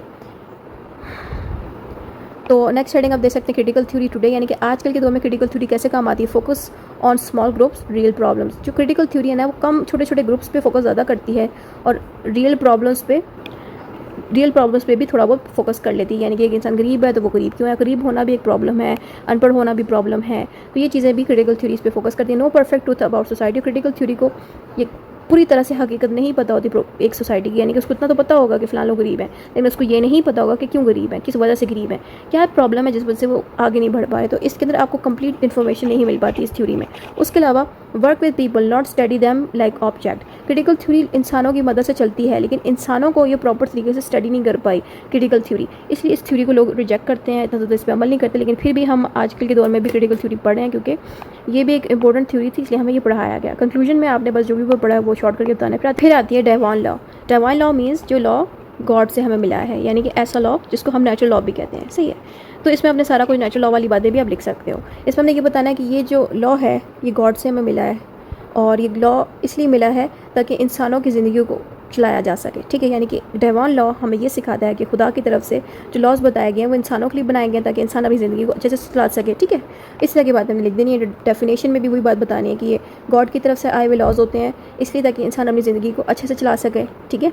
और अपनी होली बुक और प्रॉफिट के मुताबिक चला सकते हैं। जैसे कि हम अगर मुसलमानों की मैं एग्जांपल दूँ, कुरान पाक की एग्जांपल दूँ, तो कुरान पाक के अंदर आपको सारी इन्फॉर्मेशन मिल जाएगी कि एक इंसान को अपनी अच्छी ज़िंदगी कैसे जीनी चाहिए, और सुन्ना में भी हर चीज़ गाइड की गई है। तो यहाँ पे मैं बताना ये चाह रही हूँ कि गॉड की बताए हुए जो लॉज होते हैं वो इंसान की ज़िंदगी को बेहतर करने का एक बड़ी वजह बनते हैं। तो इसमें आपने ये सारी बातें लिख देनी है। सोर्स आप बता सकते हैं होली कुरान की, कि कुरान, बाइबल और तोरा, लाइक हमारे डिफरेंट, जैसे कि हमारा मज़हब में कुरान है, वहीं पे जो अंग्रेज़ लोग हैं उनका बाइबल होता है। तो इस तरह से उनके अपने हिसाब से उनके अपने अपने डिवाइन लॉ है, यानी कि हमारा जो डिवाइन लॉ है वो कुरान से निकला है, वहीं पे अंग्रेज़ों का डिवाइन लॉ क्रिश्चियंस का बाइबल से निकला है। और यहाँ पे हम लोग प्रॉफिट मोहम्मद सल्लल्लाहु अलैहि वसल्लम पे यकीन रखते हैं, वहीं पे जो अंग्रेज़ हैं वो जीसस पे यकीन रखते हैं, और मूसेस यानी कि मूसा पे। वहीं पे गॉड्स कमांड, तो ये जो चीज़ें हमें होली कुरान प्रॉफिट के बारे में सिखाई जाती है, इसलिए सिखाई जाती है ताकि हम गॉड की कमांड को माने, यानी कि जो हुक्म हमें अल्लाह ताला देते हैं हमें वो माननी चाहिए। ये चीज़ें हमें ये लॉ सिखाता है, ठीक है। फीचर, इसकी क्वालिटी क्या है इस डिवाइन लॉ की? इसकी क्वालिटी ये है कि ये सबसे पहली क्वालिटी ये है कि इसको इंसान नहीं बनाता, ये लॉज गॉड की तरफ से हमें मिलते हैं। दूसरी चीज़ कि ये लॉज लिखे हुए भी होते हैं, जैसे कि हमारे कुरान पाक में हर चीज़ लिखी हुई है, अनचेंजेबल, और इन लॉ को कोई भी इंसान हाथ भी नहीं लगा सकता, चेंज भी नहीं कर सकता। टीचर्स गुड वैल्यू, और ये लॉज हमें अच्छा अखलाक और अच्छी चीज़ें करना सिखाते हैं, जैसे कि सच बोलना, ऑनेस्ट होना, इंसानों का ख्याल रखना, इंसाफ करना, जस्टिस करना, for all followers of that religion. और ये उन सब लोगों के लिए होता है जो उस रिलीजन के होते हैं। जैसे कि अगर हम मुसलमान हैं तो ये डिवाइन लॉ, कुरान वाला लॉ उन सब मुसलमानों पे अप्लाई होगा। ज़रूरी नहीं कि पाकिस्तान पे ही सिर्फ कुरान का लॉ यूज़ होता है। अगर आप सऊदी अरेबिया जाओ तो वहाँ पे भी कुरान के मुताबिक लोग ज़िंदगी जीते हैं, वहाँ पे भी इसी तरह का ही कुरान वाला ही लॉ यूज़ होता है, ठीक है। क्योंकि जितने भी मुसलमान हैं उनका डिवाइन लॉ जो है कुरान पाक है, ठीक है। पर्पज़ हमने देना है कि पर्पज़ में लिखना है कि ये डिवाइन लॉ इसलिए बनाया गया था कि लोगों को सिखाया जा सके कि अच्छी ज़िंदगी कैसे जीनी है, हमें ये सिखाया जा सके कि हमारा खुदा हमसे क्या चाहते हैं। ज़ाहिर बात है वो चाहते हैं कि हम उनकी इबादत करें, तो ये चीज़ भी हमें डिवाइन लॉ सिखाता है, प्रोटेक्ट्स फ्रॉम हार्म। और ये डिवाइन लॉ हमें ये सिखाता है कि हम अपना नुकसान ना करें, हम अपने साथ ज़्यादती ना कर बैठें। डिवाइन लॉ ये भी हमें सिखाता है कि हमारी ज़िंदगी में सुकून कैसे आ सकता है, और हम लोगों के साथ कैसे इंसाफ कर सकते हैं। एग्जाम्पल आप दे सकते हैं कि किसी को साथ, जैसे कि चोरी ना करना, माँ बाप की रिस्पेक्ट करना, झूठ ना बोलना, इबादत करना, गरीबों को पैसे देना, उनकी मदद करना, ये सारी चीज़ें भी हमें डिवाइन लॉ से सिखाता है। Divine law versus human law, आपने डिवाइन लॉ को ह्यूमन लॉ के साथ कंपेयर करना है। डिवाइन लॉ जो है गॉड बनाता है, वहीं पे जो ह्यूमन लॉज हैं वो इंसान या गवर्नमेंट बना के देती है। डिवाइन लॉ के एग्जांपल देंगे कि एक होली बुक होती है, वहीं पे जो इंसानों का बनाया हुआ लॉ होता है तो वो लॉ बुक होती है। तो डिवाइन लॉ को चेंज नहीं किया जा सकता, लेकिन इंसानों के बनाए हुए लॉज को चेंज किया जा सकता है। डिवाइन लॉ लोगों के यकीन और फेथ पे बनाया जाता है, वहीं पे जो नॉर्मल इंसानों वाला लॉ है वो रूल्स और जस्टिस के लिए बनाया जाता है। एग्जांपल आप दे सकते हैं कुरान पाक की, कि कुरान पाक हमारे मुसलमानों के लिए एक मेन सोर्स है, और इसी से ही हम अपने लॉज बना सकते हैं। और इस कुरान पाक में हमारे लिए हुक्म है कि हमें नमाज़ पढ़नी चाहिए, रोज़ा फास्ट रखना चाहिए, ज़कात देनी चाहिए, ज़िंदगी अच्छी गुजारनी चाहिए। और कुरान पाक के जो लॉज हैं उसको हम शरिया लॉज कहते हैं, जो जिसके अंदर कुरान और सुन्ना का कॉम्बिनेशन है, ठीक है। नेक्स्ट सब्जेक्ट आएगा, पॉइंट आएगा इंपॉर्टेंस का। आपने इंपॉर्टेंस देनी है कि डिवाइन लॉ क्यों इंपॉर्टेंट है, ताकि हम लोग जन्नत के रास्ते पे जा सके, हमारी ज़िंदगी आखिरत की भी अच्छी रहे। अगर हम डिवाइन लॉ को फॉलो करेंगे, मेक्स पीपल बेटर ह्यूमन, और डिवाइन लॉ को फॉलो जो करता है वो अच्छे इंसान बन जाते हैं, और फिर वो ऐसे इंसान बुरे अमाल से बचे रहते हैं जो डिवाइन लॉ को फॉलो करते हैं, और उसको सही और गलत का फ़र्क महसूस हो जाता है डिवाइन लॉ को जो फॉलो करता है। तो ये इसकी अहमियत है। कंक्लूजन देके हमने वाइंड अप कर देना। नेक्स्ट हेडिंग है social contract. Social contract theory जो है ये कैसी थ्योरी जो हमें ये सिखाती है कि एक बंदा लॉ बनाता है, दूसरे से कहता है कि क्या तुम इस लॉ को मानना चाहोगे, क्या तुम इस पे एग्री करोगे। जब वो कहता है हाँ मैं इस पे एग्री करता हूँ, यही चीज़ हमें ये सोशल कॉन्ट्रैक्ट थ्योरी सिखाता है कि एक चीज़ को मान जाना, ठीक है। मैं आपको रीड करके भी सिखाती जाऊँगी तो आपको समझ लग जाएगी। आपने इंट्रोडक्शन में सोशल कॉन्ट्रैक्ट के बारे में बताना है कि people agree to follow rules and leaders. यहाँ पे लोग खुद एग्री करते हैं कि हम रूल्स को फॉलो करेंगे, हम अपने लीडर के बताए हुए रूल्स को और लॉज को फॉलो करेंगे। इसको कहते हैं सोशल कॉन्ट्रैक्ट करना, ठीक है। इसके लफ्ज़ से ही आप पहचान लेंगे। देखिए सोशल कॉन्ट्रैक्ट मीन्स कोई एग्रीमेंट कर लेना एक दूसरे के साथ, ठीक है। जैसे आप अपने मोबाइल दोस्त को बेचते हो और उसे कहते तुम मुझसे ख़रीदना चाहोगे, दोस्त कहता है हाँ मैं ख़रीदूँगा, यानी कि आप अपने दोस्त से कॉन्ट्रैक्ट कर रहे हो, उसको राज़ी कर रहे हो। वही चीज़ आपको यहाँ पे बतानी है, ठीक है। और सोक्रेटिस एक ऐसा बंदा है जिसने सोशल कॉन्ट्रैक्ट थ्योरी को स्टडी भी किया, इसको सपोर्ट भी किया, इसने भी सोशल कॉन्ट्रैक्ट थ्योरी को एक्सप्लेन आउट किया था, ठीक है। अगली हेडिंग आपने देनी है what does social contract means. इसमें अपनी जब मीनिंग देना तो हमने कहना है कि जैसे एक दोस्त किसी अपने दोस्त से कहता है कि क्या तुम मेरे साथ खेलने चलोगे, एग्री करते हैं कि हाँ मैं तुम्हारे साथ खेलने चलूँगा। तो यही चीज़ सोशल कॉन्ट्रैक्ट थ्योरी में बताई जाती है। People give up some freedom for safety. अब आप सोच रहे होगे कि लोग गिव अप क्यों करते हैं कुछ फ्रीडम को सेफ्टी के लिए। देखो अब आपको एक बंदा कह रहा है कि तुम लोगों को अगर प्रोटेक्टेड रहना है तो तुम लोगों को हम सेफ्टी देंगे, लेकिन तुम लोग आज़ादी से घूम नहीं सकते। अब वो लोग अपनी प्रोटेक्शन के लिए मान जाते हैं कि ठीक है, हम लोग, आप हमें सेफ्टी दें, हम आपकी बात मान लेंगे, लेकिन वहीं पे उनको एक फ्रीडम लॉस करना पड़ेगा, यानी कि वो बाहर फिर घूम फिर नहीं सकेंगे। यही चीज़ हमें सोशल कॉन्ट्रैक्ट थ्योरी सिखाता है कि जब आप किसी चीज़ को एग्री करते हो ना, तो आपको कोई ना कोई चीज़ अपनी पसंद की छोड़नी भी पड़ती है। डेफिनेशन में आपने बताना है ना, agreement between people and leaders, यानी कि लोगों का लीडर्स के साथ, उनके हेड्स के साथ एक एग्रीमेंट होना, यही हमें सोशल कॉन्ट्रैक्ट थ्योरी सिखाता है। Both sides follow rules to keep fairness, और इसमें क्या होता है कि दोनों साइड यानी कि लोग और लीडर एक दूसरे के साथ एक एग्रीमेंट करते हैं, तभी मुल्क में इंसाफ आता है। यही चीज़ हमें सोशल कॉन्ट्रैक्ट थ्योरी सिखा रहा है। Who first talked about it, यानी किसने सोशल कॉन्ट्रैक्ट थ्योरी पे बात की, तो सबसे पहला बना था थॉमस हॉब्स। इसी ने सोशल कॉन्ट्रैक्ट थ्योरी पे पहले बात की। उसके बाद लोग, रोज एंड रूट्स ने भी बाद में इस पर बातचीत करना शुरू कर दी और मशहूर करना शुरू कर दी इसको। उसके बाद where does the name come from, यानी कि सोशल कॉन्ट्रैक्ट थ्योरी का नेम कहाँ से ईजाद हुआ। सोशल कॉन्ट्रैक्ट थ्योरी का नेम जो है रॉज की एक बुक से ईजाद हुआ। ये एक बंदा है जिसने अपनी एक किताब लिखी थी सोशल कॉन्ट्रैक्ट थ्योरी की, जिसके साथ जो इसने किताब लिखी थी 1762 में, और यहीं से जाके ये नेम ईजाद हुआ सोशल कॉन्ट्रैक्ट थ्योरी का। और ये जो नाम है हमें ओल्ड ग्रीक और रोमन से भी मिला है, ठीक है, यानी कि इन लोगों की वजह से भी सोशल कॉन्ट्रैक्ट का जो नेम है वो भी ईजाद हुआ। बट हकीकत में ये नेम रॉस की वजह से ही हुआ, क्योंकि उसने जब किताब लिखी उसके बाद से लोगों को पता चलना शुरू हो गया। हिस्ट्री में हमने ये लिखे ना कि जो प्लेटो ये कहता है कि लोगों ने रूल्स बनाए जिस पे उनको अमल करना पड़ गया, क्योंकि ताकि मुल्क में जो है हार्म ना पहुँचे, यानी कि लोग एक दूसरे को तकलीफ़ ना पहुँचाए, इसलिए वो लोग इन रूल्स को यानी कि लॉस को मान जाते हैं, यानी कि एग्री करते हैं इस पर। सॉक्रेट्स कहता है living in a city agreeing to its laws, यानी कि सॉक्रेट्स कहता है जब लोग किसी सिटी में रहते हैं, किसी जगह पर रहते हैं, तो उनको उसी इलाके के उस जगह के लॉस को भी फॉलो करना होता है, यानी उनको एग्री करना पड़ता है कि हाँ, हम इस जगह पर रह रहे हैं तो हम इस जगह के लॉस को भी फॉलो करेंगे। फिर आपने नेक्स्ट स्टडी देनी है 20th सेंचुरी। ये 20th सेंचुरी में ना ये जो सोशल कॉन्ट्रैक्ट थ्योरी है उसके ऊपर डिफरेंट लोगों ने अपनी अपनी राय दी। जैसे कि जॉन रोल ने एक आइडिया दिया, अ थ्योरी ऑफ जस्टिस, तो इस थ्योरी के अंदर भी उन्होंने सोशल कॉन्ट्रैक्ट थ्योरी के बारे में डाला। फिर एक और बंदा था, उसने भी इसी के ऊपर बात की। फिर एक और बंदा था, उसने भी इसी के ऊपर बात की।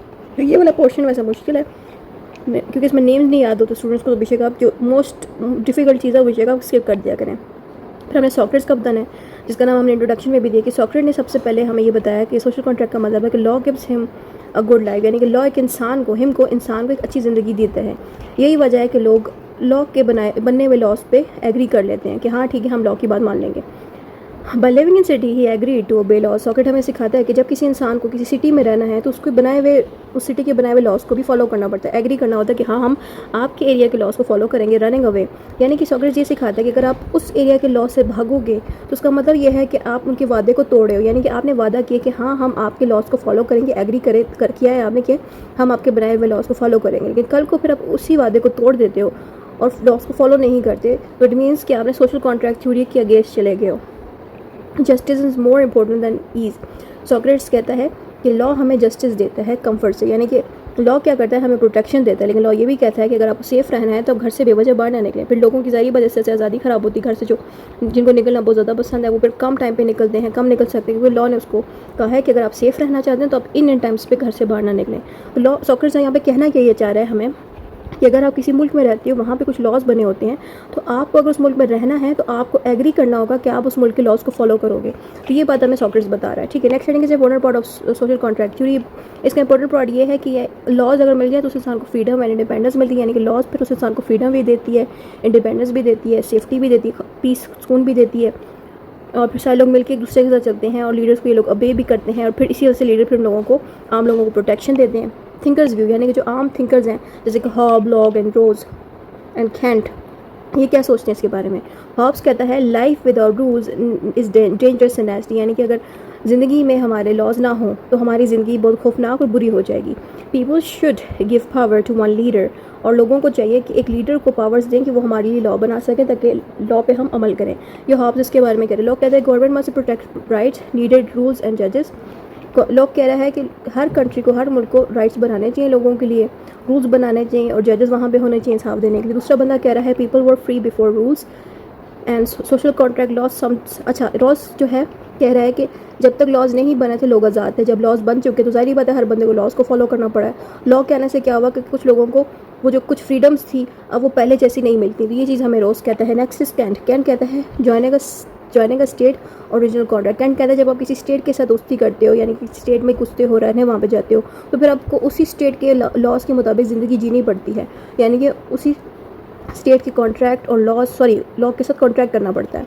ये हमें कैंट समझा रहा है। Next is newer idea. जो न्यू लोग हैं उन्होंने इस पर क्या बात बोली।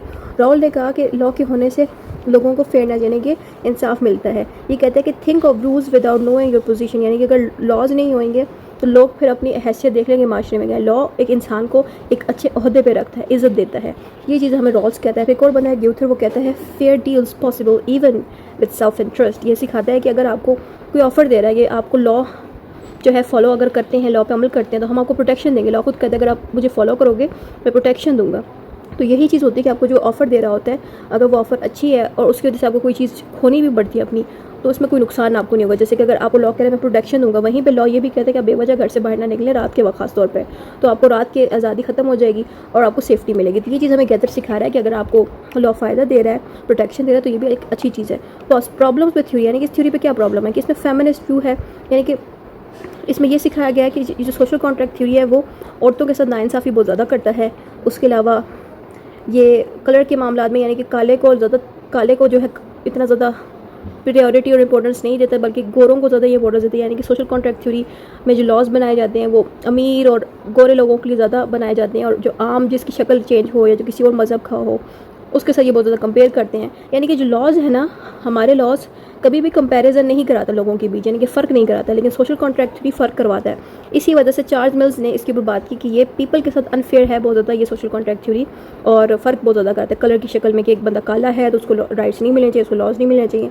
ये हमें चार्ल्स मिल्स कह रहे हैं। उसके बाद इस पर क्रिटिसिज्म ऑस्टिन ने भी किया कि no proof of first agreement, के इसमें कोई प्रूफ तो है ही नहीं कि लोगों ने लॉ को माना है कि नहीं, ये ऑस्टिन कह रहा है। एक और बंदे ने कहा कि old human didn't think like us, कि पुराने लोग हमारी तरह सोच नहीं रखते। चलो इस बंदे को बेशक छोड़ दो, बाकियों को छोड़ दो, सिर्फ ऑस्टिन के बारे में आप लिख दो कि ऑस्टिन ने इसकी खराबी ये बताई इस थ्योरी की कि इसमें प्रूफ तो होता ही कोई नहीं है कि इंसानों ने कोई कॉन्ट्रैक्ट किया है। ये बात आप यहाँ पे लिख दें। कंक्लूजन में आप बस जो ऊपर पड़ा है वो इसके अंदर लिख दें। Next is criminal law. Criminal law में आपने बताना है कि ये जो लॉ है ना, ये गवर्नमेंट बनाती है। ये इसलिए बनाती है ताकि कोई इंसान जो है चोरी करता है, थेफ्ट करता है या किसी का मर्डर करता है तो उसको सज़ा दे सके। अगर ये लॉ नहीं बनेगा तो फिर ऐसे लोगों को सज़ा नहीं मिलेगी। इसलिए क्रिमिनल लॉ बनाया ही इस तरह के लोगों के लिए गया है जो मर्डर या चोरी वगैरह करते हैं।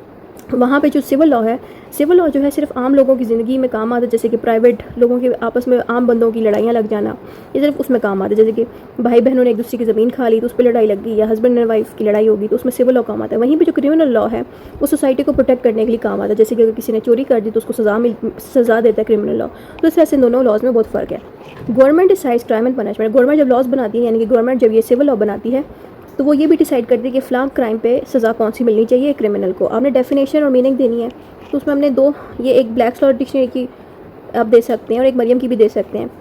ब्लैक लॉ डिक्शनरी कहती है कि क्रिमिनल लॉ का मतलब है rules about crime, police, court and punishment. Criminal law का मतलब है जो हमें ऐसा लॉ देती है कि क्राइम कैसे लोग करते हैं, क्राइम की सज़ा कैसे मिलनी चाहिए लोगों को, पुलिस को कैसे चीज़ों को हैंडल करना चाहिए, कोर्ट्स को कैसे केस डिसाइड करना चाहिए और पनिशमेंट कैसे मिलनी चाहिए। ब्लैक लॉ डिक्शनरी के लिए मरियम वेबस्टर डिक्शनरी कहता है laws about crime and punishment, यानी क्रिमिनल लॉ जो है एक ऐसा लॉ है जो क्राइम्स के बारे में हमें बताता है एंड पनिशमेंट्स के बारे में बताता है।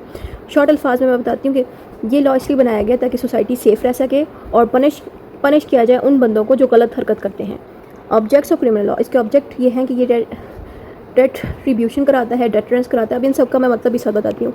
रेट्रीब्यूशन का मतलब है पनिश कर देना उन बंदों को जिन्होंने गलत हरकत की, रॉन्गफुल एक्ट किया, ठीक है।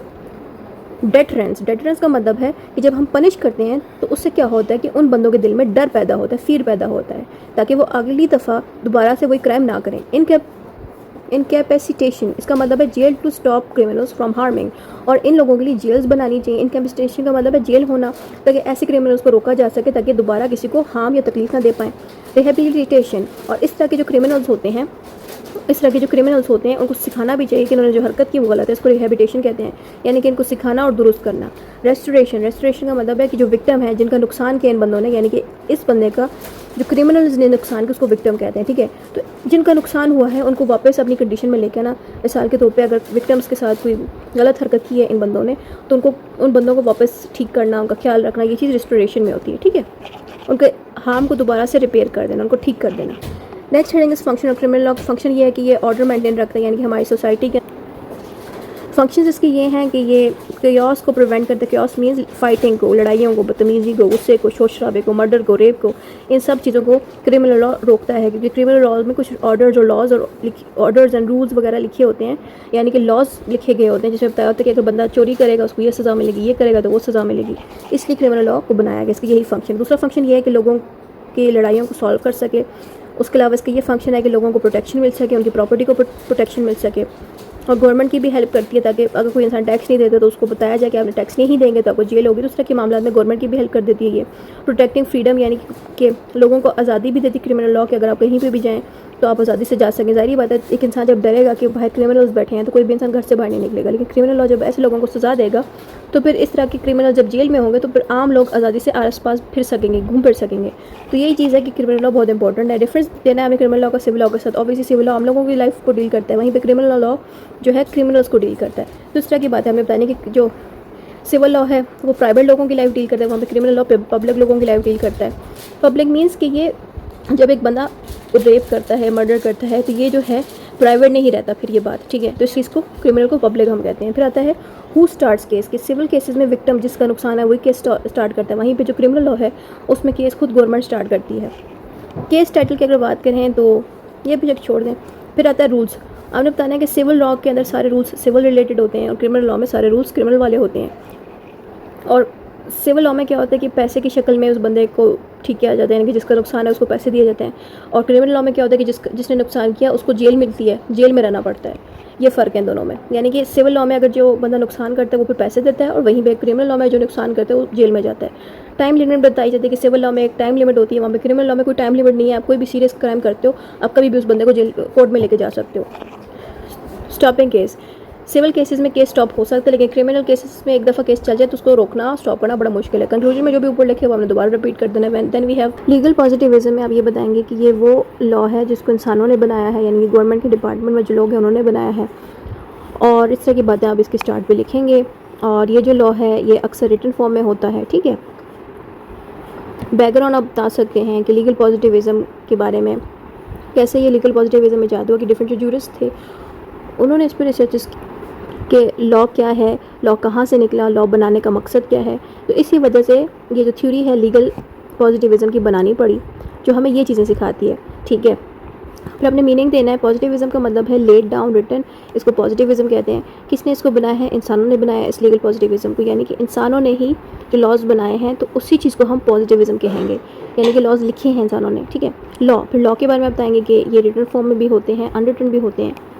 डिफरेंस आप बताएंगे is real law versus ought ideal law, यानी कि लीगल पॉजिटिविज्म इस चीज़ पे फोकस करता है कि असली वाला लॉ कौन सा है और ऐसा लॉ कौन सा है जो लोगों की ज़िंदगियों पे अप्लाई ना हो सके और वो रियल इतना ना हो, ठीक है। यानी कि आइडल लॉ को कहते हैं, जैसे होता है ना, एक बंदा कहता है कि ये चीज़ परफेक्ट हो लेकिन वो हकीकत में एग्जिस्ट ही नहीं करती। तो यहीं पे ये जो लॉ, ये जो थ्योरी है वो इस चीज़ पे फोकस करती है कि लॉ जो है रियल होने चाहिए, ऐसे नहीं होने चाहिए जो बिल्कुल बेतुके हों, जो मतलब इमेजिनरी हों, हकीकत में एग्जिस्ट ही ना करें। तो ये चीज़ बस इस पर फोकस करती है। थोड़ी मुश्किल है क्योंकि ये इसमें कॉन्सेप्ट थोड़ा मुश्किल दिया गया है, तो बेशक आप ये थ्योरी अगर स्किप करना चाहते हैं ये वाली तो बेशक स्किप कर दें, बाकी तैयार कर लें। ये वाली थोड़ी कॉम्प्लिकेटेड होती है क्योंकि इसमें काफ़ी चीज़ें कन्फ्यूज़ करती है स्टूडेंट्स को। इसमें डिफरेंट थिंकर्स हैं जिन्होंने इस लीगल पॉजिटिविज्म को प्रमोट किया। डेफिनेशन आप दे सकते हैं ब्लैक डिक्शनरी से कि laws are real because government makes them, not because they are good and fair. या ये जो लीगल पॉजिटिविज्म है ना, ये इस चीज़ पे फोकस करती है कि लॉ जो है क्या ये रियल है कि नहीं, सच्चा है कि नहीं, क्या ये इस काबिल है लॉ कि लोगों पे अप्लाई हो सके, ठीक है। ये चीज़ ये लीगल पॉजिटिविज्म डील करती है। तो यहीं पे डेफिनेशन भी यही कह रही है कि लॉज रियल इसलिए कि गवर्नमेंट ने उसको बनाया है, यानी कि एक इंसान ने, एक अच्छी अथॉरिटी ने उसको बनाया है। सिर्फ इसलिए रियल नहीं होता कि ये फेयर है या अच्छा है, यानी कि लॉ तभी रियल होता है जब उसको किसी अच्छी अथॉरिटी ने बनाया हो, ठीक है। ये चीज़ फोकस करती है थ्योरी। उसके अलावा फादर कौन है इस थ्योरी का? फादर मीन्स कि किसने इस थ्योरी का इजाद किया, वो है जॉन ऑस्टन। जॉन ऑस्टन ने इसको जो है इजाद किया और बाद में बेंथन भी बड़ा इंस्पायर हुआ जॉन की इस थ्योरी से। ओरिजिन आप देंगे कि ऑगस्ट हमेट जो फ्रेंच थिंकर है उसने ही पॉजिटिविज्म का जिक्र शुरू कर दिया था, तो इसने जो है इस पॉजिटिविज्म का इजाद किया और बाद में जॉन ऑस्टन ने पॉजिटिविज्म को सुनने के बाद फिर एक ये वाली थ्योरी बना दी जो अभी हम पढ़ रहे हैं। फिर व्यू ऑफ जूरिस, यानी कि डिफरेंट जूरिस का इस थ्योरी पे क्या नज़रिया है। बाकियों का नज़रिया इस पे ये है कि ये जो है सिर्फ हकीकत वाले लॉज पे फोकस करता है और अंदाज़ों पे नहीं चलता, यानी कि जैसे होता है ना, एक जज बैठ के सोच रहे हैं, अंदाज़े लगा रहे हैं कि हमारा लॉ इस तरह का भी बन सकता था, लेकिन ये जो थ्योरी है ये अंदाज़ों पे नहीं चलती, ये थ्योरी इस पे चलती है कि जो लॉ बन चुके हैं बस उसी पे अमल करना चाहिए, उसी के बारे में सोचना चाहिए। तो ये चीज़ हमें ये थ्योरी सिखा रही है। बेंथम कहता है कि लॉज एक कमांड है एक रूलर से, यानी कि बेंथम कहता है, क्योंकि ऑब्वियसली इसने वही बात बोली जो ऑस्टन ने बोली। जैसे कि हम सबको पता है कि ऑस्टन की जो डेफिनेशन है उसमें ऑस्टन कहता है कि जो लॉ है वो एक हायर अथॉरिटी से, जैसे कि एक रूलर है वहाँ से बन के आता है, और लॉ एक कमांड है। ये ऑस्टन ने बोली थी, सेम कॉपी बेंथम ने भी इसकी कर दी, ठीक है। तो ये बात यहाँ पे लिखी है बेंथम ने। Next heading is features of legal positivism. इसकी क्वालिटीज़ क्या है? इसकी क्वालिटीज़ ये हैं कि ये लॉज जो हैं गवर्नमेंट बनाती हैं, और ये लॉज जो है करंट लॉज को डील करती है, यानी कि जो हकीकत में लॉज हैं जो एग्जिस्ट करते हैं, जो रियल है, उन पर डील करती है। ये हिस्ट्री में जो लॉज थे, जो पास्ट में लॉज थे, उन पे ये इतना अमल नहीं करती, उन पे इतना फोकस नहीं करती है थ्योरी। उसके अलावा ये जो लॉ है वो मोरालिटी के ऊपर नहीं ध्यान देती, यानी कि लोगों के खिलाफ रवैयों पे नहीं फोकस करती, सिर्फ लॉज के ऊपर फोकस करती है, ठीक है। ये जो थ्योरी सिर्फ लॉजिक के हिसाब से चलती है, इसमें इमोशंस का कोई रोल अदा नहीं होता। ये थ्योरी हमें ये सिखा रही है कि लॉ को लॉजिकली सोचना चाहिए, इमोशनली नहीं, यानी कि कोई भी लॉ ऐसा ना हो जो लोगों के इमोशंस के साथ बना हो, लोगों के इमोशंस के लिए बना हो, बल्कि सारे लॉ लॉजिकल हों और जो है केसेस को सॉल्व कर सकें। बस इतनी सी बात उन्होंने बोली। इस लीगल पॉजिटिविज्म के मुख्तलिफ नाम है। पॉजिटिव स्कूल भी है, इसको एनालिटिक स्कूल भी कहा जाता है, इसको ऑस्टन स्कूल भी कहा जाता है। अब इसके जो स्कूल है उसमें से जो पहला वाला एनालिटिक स्कूल, उसमें बताया गया कि जो ये पॉजिटिविज्म थ्योरी है ना, ये सिर्फ लॉ के स्ट्रक्चर को स्टडी करती है और मोरल रिलेटेड, यानी कि लोगों के अखलाक रवैयों के ऊपर ये जज नहीं करती, स्टडी नहीं करती। और ये थ्योरी ये सिर्फ फोकस करती है कि लॉ एक अथॉरिटी बनाती है, और जब अथॉरिटी बना रही है इसका मतलब ये है कि ये हमारे लिए एक हुक्म बन जाता है, ठीक है। जैसे जॉन ऑस्टन ने एक बात बोली थी कि लॉ जो है एक बड़ी अथॉरिटी बनाती है, एक रूलर बनाता है। अब जब वो अथॉरिटी बना दे फिर वही लॉ एक कमांड, यानी कि एक हुक्म बन जाता है हमारे लिए फॉलो करना, ठीक है। यही बातें बार बार दोहराई जानी है। इंपॉर्टेंस आप दे देंगे इस थ्योरी की कि made legal study clear and systematic. और इसका क्या फ़ायदा हुआ इस थ्योरी का कि हमारी स्टडी क्लियर होगी, यानी कि हम लॉ को क्लियरली अब स्टडी करते हैं, क्योंकि उसमें इमोशंस और बाकी चीज़ों का जिक्र नहीं है। हम लॉ को लॉजिकली अंडरस्टैंड करते, इसलिए हमारे लिए लॉ समझना आसान हो गया। Give simple language, legal language. और इसके आने से क्या होता है कि लॉ बहुत सिंपल और आसान अल्फाज में दिया जाता है, और रॉन्ग आइडियाज़ को हटा दिया जाता है, गलत सोचों को, गलत रवैयों को हटा दिया गया, ताकि लॉ जो है सिंपल और क्लियर हो जाए। Made law like a puzzle solved by logics. Law को ऐसा बना दिया ताकि वो, क्योंकि उसमें लॉजिक के हिसाब से लोग सोचते हैं ना अब लॉ को, जिसकी वजह से लॉ जो है समझना आसान हो गया लोगों के लिए। फेमस एक्सपर्ट, ये जो जितने भी लोगों के नाम लिखे हैं इन सब ने जो है इस थ्योरी को प्रमोट किया, और इस थ्योरी पर डिफरेंट बातें की। फिर आता है ऑस्टन्स 4 एलिमेंट्स ऑफ लॉ। ऑस्टन ने ये कहा कि लॉ एक कमांड है, यानी कि ऑर्डर है फ्रॉम रूलर्स, यानी कि लॉ है एक ऑर्डर है, एक हुक्म है जिसको एक बड़ा ओहदे वाला बंदा, यानी कि रूलर ही हमारे लिए बनाता है। उसके अलावा लॉ एक ड्यूटी हम लोगों पे लगाता है, हम इंसानों पे ड्यूटी लॉ ये लगाता है कि हम बने हुए लॉज को ओबे करें, उनको माने। सेंक्शंस, यानी कि हम पे सेक्शंस लगाता है। सेक्शंस मीन्स कि अगर हम ओबे नहीं करेंगे इन लॉज को तो हमें पनिश किया जाएगा। उसके अलावा सॉवरेनिटी का आपने बताना है कि लॉ सिर्फ एक सॉवरेन बॉडी बना सकती है, यानी कि ऐसा इंसान बना सकती है लॉ जिसके पास ताकत हो, इख्तियार हो, अथॉरिटी हो। कंक्लूजन में जो भी ऊपर पड़ा वो शॉर्ट करके लिख देना है। फिर आता है इंटरनेशनल लॉ। इंटरनेशनल लॉ में हमने ये बताना है कि ये ऐसा लॉ है जो पूरे दुनिया के लिए बनाया जाता है, यानी कि हमारा पाकिस्तान इंडिया के साथ कैसे कम्युनिकेट करे, यूके के लोगों के साथ कैसे कम्युनिकेट करे। तो ये लॉ इस तरह का है, ठीक है। ये लॉ का बनाने का मकसद ये है, एम ये है, ताकि दोनों मुल्कों में या सारे मुल्कों में एक दूसरे के साथ सुकून मेंटेन रहे, सारे मुल्क एक दूसरे के दोस्ती की तरह रह सके, दोस्त की तरह रह सकें, और एक दूसरे के साथ कोऑपरेट कर सकें। और ये जो इंटरनेशनल लॉ है ये कस्टम से बनाया गया, ट्रिटीज़ से बनाया गया। कस्टम तो मैं बता चुकी हूँ। ट्रिटी का मतलब है जब दो मुल्क एक दूसरे के साथ कोई एग्रीमेंट या कॉन्ट्रैक्ट करते हैं तो उसको कॉन्ट्रैक्ट नहीं कहा जाता, उसको ट्रिटी कहा जाता है, क्योंकि ये जो कॉन्ट्रैक्ट हुआ है ये दो मुल्कों के दरमियान हुआ है, तभी उसको ट्रिटी कहा जाता है। अब ये ना कहेगा कि दो मुल्कों वाले कॉन्ट्रैक्ट को ही ट्रिटी कहते हैं। देखो, अगर एक से ज़्यादा मुल्क भी अगर कॉन्ट्रैक्ट करते हैं ना एक दूसरे के साथ, चाहे 4 मुल्क करें, वो भी ट्रिटी ही होता है, ठीक है। आईसीजी एक ऐसी कोर्ट है, इसको फुल फॉर्म आईसीजी का मतलब होता है इंटरनेशनल कोर्ट ऑफ जस्टिस। ये ऐसी कोर्ट है जो इंटरनेशनल केसेस को डील करती है, यानी कि अगर मुल्कों में लड़ाइयाँ लग जाएं या अलग अलग मुल्कों में अगर कोई केस चल रहा हो तो वो इंटरनेशनल कोर्ट ऑफ जस्टिस ही सॉल्व करता है। Why do we need international law?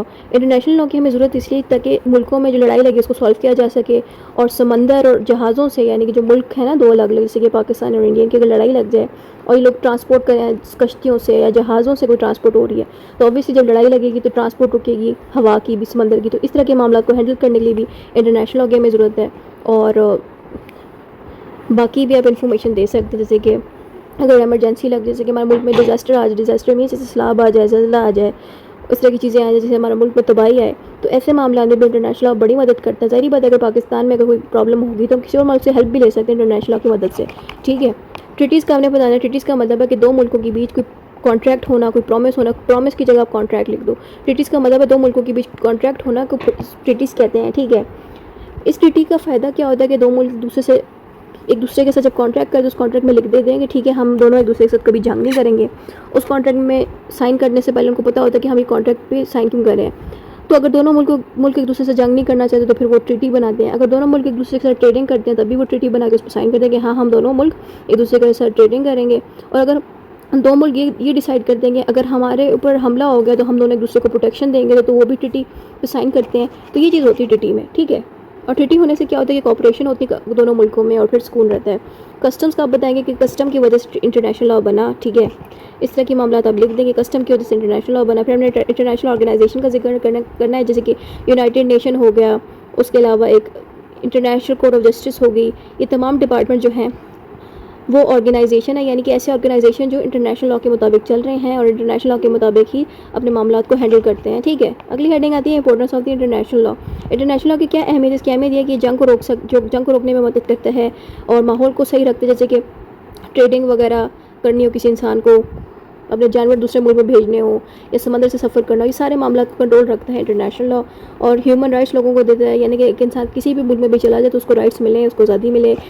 और सी के लॉज भी इंटरनेशनल लॉ ही सी के लॉज बना के देते हैं। सी के लॉ मीन समंदर के लॉज, यानी कि एक समंदर में अगर आप कराची में जैसे एक समंदर है तो वहाँ पे बड़ी बड़ी पोर्ट्स होती हैं, कश्तियाँ होती हैं जो अपना सामान किसी और मुल्क में भेजती हैं।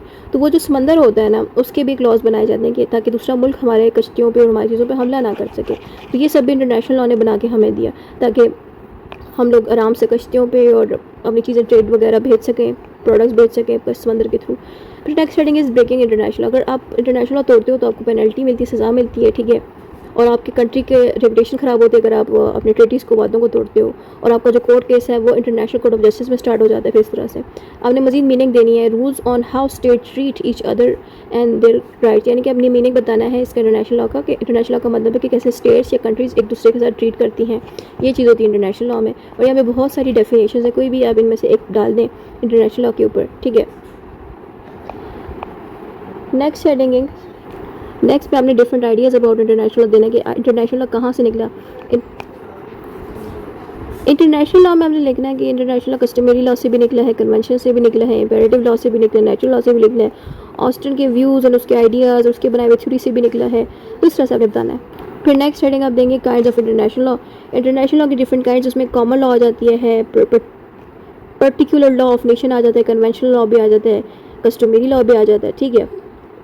तो बस इनके नाम भी लिख दें तो काफ़ी है। Next is prize law. Prize law का मतलब यह है कि law about captured property at a sea in a war. जैसे कि मिसाल के तौर पे दो मुल्कों में जंग लग गई है, यानी कि अगर दो मुल्कों में जंग लगी है और उनकी जंग लगी भी समंदर के एरिया में है, यानी कि समंदर पे लगी है, तो उस वक्त क्या होता है कि जो जहाज़ होते हैं, जंग के दौरान जो जहाज़ होते हैं उस पर ये लोग कब्ज़ा कर लेते हैं और जो जहाज़ के अंदर जो कीमती सामान है वो दूसरा मुल्क रख लेता है। तो इसका मतलब है कि उन्होंने कोई प्राइज़ हासिल कर लिया।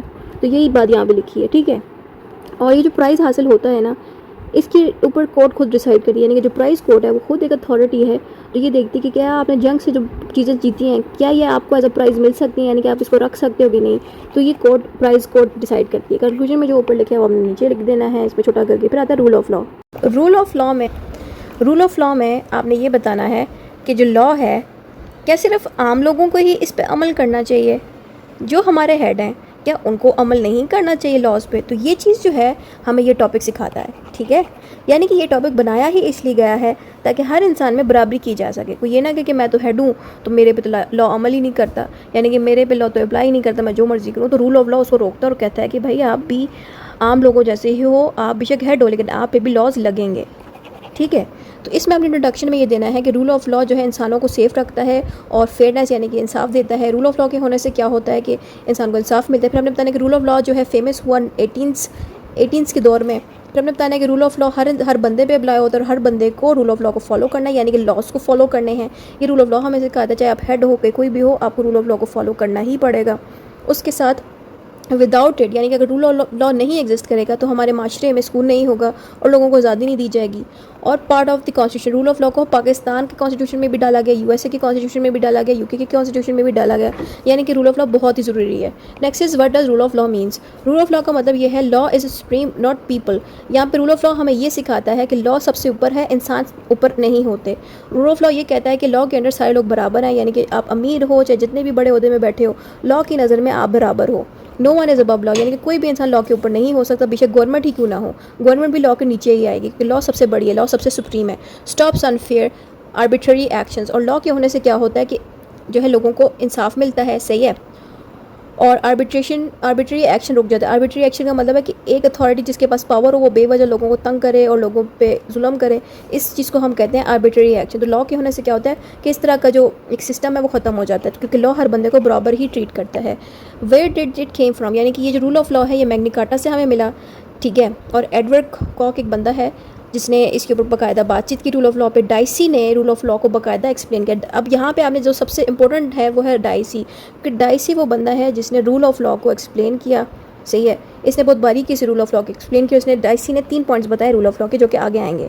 फिर आपने मैग्ना कार्टा को बहुत डिटेल से बताना है। मैग्ना कार्टा भी काफ़ी इंपॉर्टेंट है क्योंकि इसके होने से क्या हुआ कि लोगों को राइट्स मिले, ठीक है। इसको मैं पहले भी एक्सप्लेन कर चुकी हूँ, अभी थोड़ी देर पहले, अब दोबारा कर रही हूँ। मैग्ना कार्टा में हमने बताना है कि मैग्ना कार्टा का दूसरा नाम है ग्रेट चार्टर। इसको साइन किया गया था 1215 में, यानी कि ये कॉन्ट्रैक्ट है मैग्ना कार्टा, इस कॉन्ट्रैक्ट को ही मैग्ना कार्टा कहा जा रहा है। और ये साइन हुआ था इस पर 1215 के दौर में। इससे क्या फ़ायदा हुआ कि जैसे ही इस पर साइन किया गया तो उसी वक्त किंग्स की सारी पावर्स ख़त्म हो गई और वो पावर जो है आम लोगों के हाथ में आ गई, यानी कि पार्लियामेंट के पास आ गई। Continued 63 promises of what Kings couldn't do, यानी कि इस मैग्ना कार्टा के अंदर तकरीबन 63 वादे लिखे गए हैं कि क्या चीज़ किंग कर सकता है और क्या चीज़ किंग नहीं कर सकता, यानी कि किंग के पावर्स को कंट्रोल करने के लिए ये मैग्ना कार्टा बनाए गए।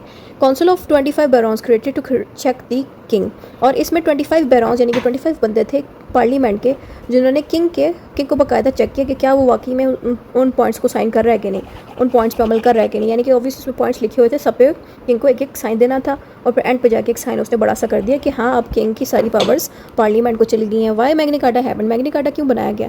क्योंकि किंग जो थे उस वक्त बहुत ज़्यादा अनफेयर और गलत तरीके से लोगों के साथ बिहेव कर रहे थे, इंसाफ नहीं दे रहे थे और टैक्स बेवजह लगा रहे थे लोगों पे। तो इसीलिए मैग्ना कार्टा बना ताकि किंग बेवजह अपने पावर का गलत फ़ायदा ना उठा सके और बेवजह किंग लोगों को पनिश करता था। लोग इससे किंग से बचने के लिए फिर लोगों ने भी मैग्ना कार्टा का पार्लियामेंट को बहुत ज़्यादा कहा कि आप प्लीज़ किंग को ये पावर्स ना दे ताकि किंग बेवजह हमें जेल में ना डाल दे, ठीक है। तो इस मैग्ना कार्टा के आने से लोगों को एहसास हो गया कि किंग जो है वो एक आम इंसान है, लॉ सबसे सुप्रीम है। तो यही वजह है कि मैग्ना कार्टा बहुत इंपॉर्टेंट टॉपिक है आप लोगों का।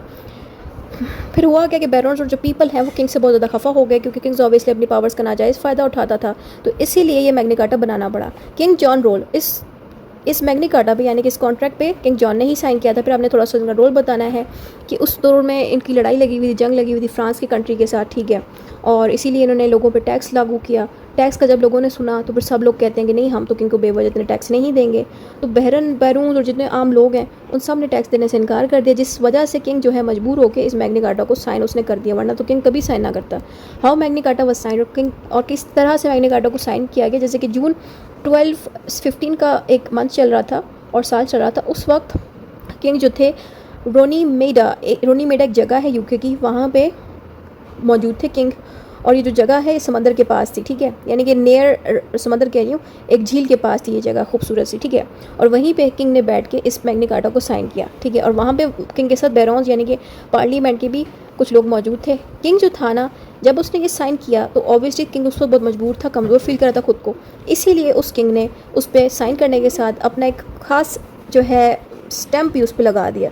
उसके बाद से उस डॉक्यूमेंट का नाम मैग्ना कार्टा हो गया, ठीक है। वर्ड मैग्ना कार्टा सेट, और मैग्ना कार्टा में लिखा क्या गया था? मैग्ना कार्टा में ये लिखा गया था कि किंग को भी लॉ को फॉलो करना होगा और किंग जो है बेवजह लोगों पर टैक्स नहीं लगा सकता बगैर लोगों की परमिशन के, और लोगों के राइट्स उनसे छीन नहीं सकता, और हर बंदा बेवजह जेल नहीं जाएगा। इंपॉर्टेंस क्या है मैग्ना कार्टा की? इसकी इंपॉर्टेंस ये है कि इसे किंग भी कंट्रोल में आ गया है और हर बंदे को बराबर सलूक किया जाएगा हर बंदे से, और कोई भी इंसान लॉ से ऊपर नहीं होगा और हर इंसान को राइट्स मिलेंगे। आपने डिफरेंट नेम्स ऑफ हिस्ट्री में ये बताना है कि रोम में रूल ऑफ लॉ को जुस न्यूटोरेला कहा जाता था। वहीं पे मेडिवल में रूल ऑफ लॉ को लॉ ऑफ गॉड कहा जाता था। और हॉब्स और लॉ को रोज, ये जो बंदे हैं, रूल ऑफ लॉ को कहते थे सोशल कॉन्ट्रैक्ट। और वहीं पे आजकल के जनरेशन में रूल ऑफ लॉ को रूल ऑफ लॉ ही कहा जाता है, ठीक है। तो ये रूल ऑफ लॉ के डिफरेंट नाम थे, डिफरेंट दौर में, डिफरेंट माहौल में, ठीक है। अब आपने इंपॉर्टेंस दे देनी रूल ऑफ लॉ की, कि इसकी इंपॉर्टेंस ये है कि सब लोगों को कहती है कि लॉ बराबर है, सब पे अप्लाई भी बराबर होगा। ये नहीं देखा जाएगा कि ये बंदा किंग है तो उस पर लॉ नहीं लगेगा, यानी कि लॉ सब पे बराबर लगेगा। और लॉ होने से क्या होता है कि सब लोगों को इंसाफ मिलेगा। लॉ गलत हरकत करने वाले को जेल में डालेगी। और गवर्नमेंट को भी चाहिए कि वो अपने ही बनाए हुए लॉज पे अमल करे, यानी कि लॉ जो है सबसे सुप्रीम है, गवर्नमेंट लॉ से ऊपर नहीं हो सकती, गवर्नमेंट भी लॉ के नीचे ही आएगी। No special treatment for rich and powerful people. और लॉ कहता है कि किसी अमीर बंदे को और ताकतवर बंदे को लॉ स्पेशल ट्रीटमेंट नहीं देगी, वो भी आम लोगों जैसी ही ट्रीट करेगी अमीर और पावरफुल लोगों को। इसमें आप केस लॉ डाल सकते हैं। केस लॉ में ये लिखा है official entered house with special warrant code not allowed unless law permits. एक बंदा था, एक ताकतवर बंदा था पुलिस का या किसी गवर्नमेंट के डिपार्टमेंट का, वो बेवजह किसी के घर में भी घुस जाता था और कहता था कि मेरे पास तो स्पेशल वारंट है। जब कोर्ट को ये बात पता चली तो कोर्ट कहता है कि जब तक उस वारंट को हम अलाउ ना करें तब तक उस बंदे का वारंट सही नहीं होता। अब आपको समझ ही नहीं आ रही हो कि वारंट क्या है। वारंट मीन्स कि एक कागज़ होता है जिस पे एक परमिशन लिखी जाती है कि आप किसी के घर में भी जाके घुस सकते हो और छानबीन और रिसर्च कर सकते हो। इससे क्या फ़ायदा हुआ इस केस से कि कोर्ट ने जब कहा कि बेवजह आप अपने इस स्पेशल वारंट को यूज़ नहीं कर सकते हर बंदे के घर में घुसने से, इससे क्या फ़ायदा हुआ कि लोगों को राइट्स मिलना शुरू हो गए, यानी कि लोगों के घरों में कोई भी बंदा बेवजह नहीं घुस सकता ये कह के कि मेरे पास स्पेशल वारंट है। यह हमें इस केस लॉ ने सिखाया। उसके अलावा डाइसी की थ्योरी आ जाती है, यानी कि डाइसी ने जो 3 बातें बतानी थी इस रूल ऑफ लॉ की वो यहाँ पे लिखी हैं। डाइसी कहता है कि रूल ऑफ लॉ के बारे में कहता है कि लॉ सबसे सुप्रीम है, यानी कि इंसान लॉ से ऊपर नहीं हो सकते और जो रूलर्स है, जो हेड है, वो भी लॉ से ऊपर नहीं हो सकते। और लॉ जो है लोगों के बीच बराबरी करता है, यानी कि लीडर्स भी आम लोगों की तरह बराबर के ही इंसान राइट्स देते हैं लोगों को, ठीक है। और कोई भी बंदा राइट्स अगर आपके वायलेट करेगी तो कोर्ट फिर उस बंदे को प्रोटेक्शन देगी। फीचर्स क्या हैं, क्वालिटीज़ क्या हैं। अब ये बताना है कि बेवजह जेल नहीं होगी ट्रायल के बगैर। ट्रायल मीन्स कि जब तक कोर्ट में केस नहीं चलेगा तब तक बेवजह उस बंदे को जेल में नहीं डाला जाएगा।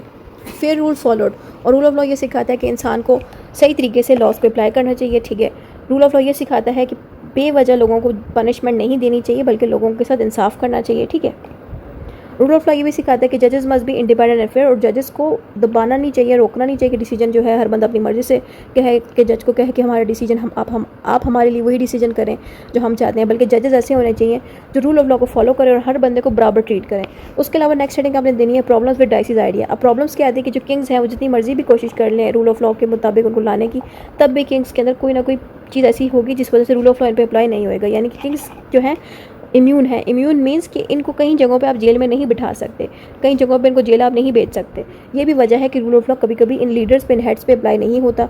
ये नहीं कह रही कि कम्प्लीटली अप्लाई नहीं होता, लेकिन कुछ ऐसे पॉइंट्स हैं जहाँ पे रूल ऑफ लॉ इन पर ज़्यादा अप्लाई नहीं होता।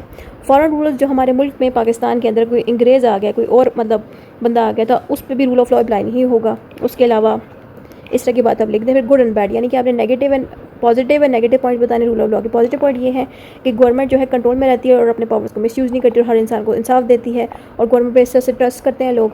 बैड पॉइंट इसके क्या है, नेगेटिव पॉइंट यानी कि डिसएडवांटेजेस क्या है रूल ऑफ लॉ की। डिसएडवांटेज ये है कि पीपल इग्नोर हिडन प्रॉब्लम्स।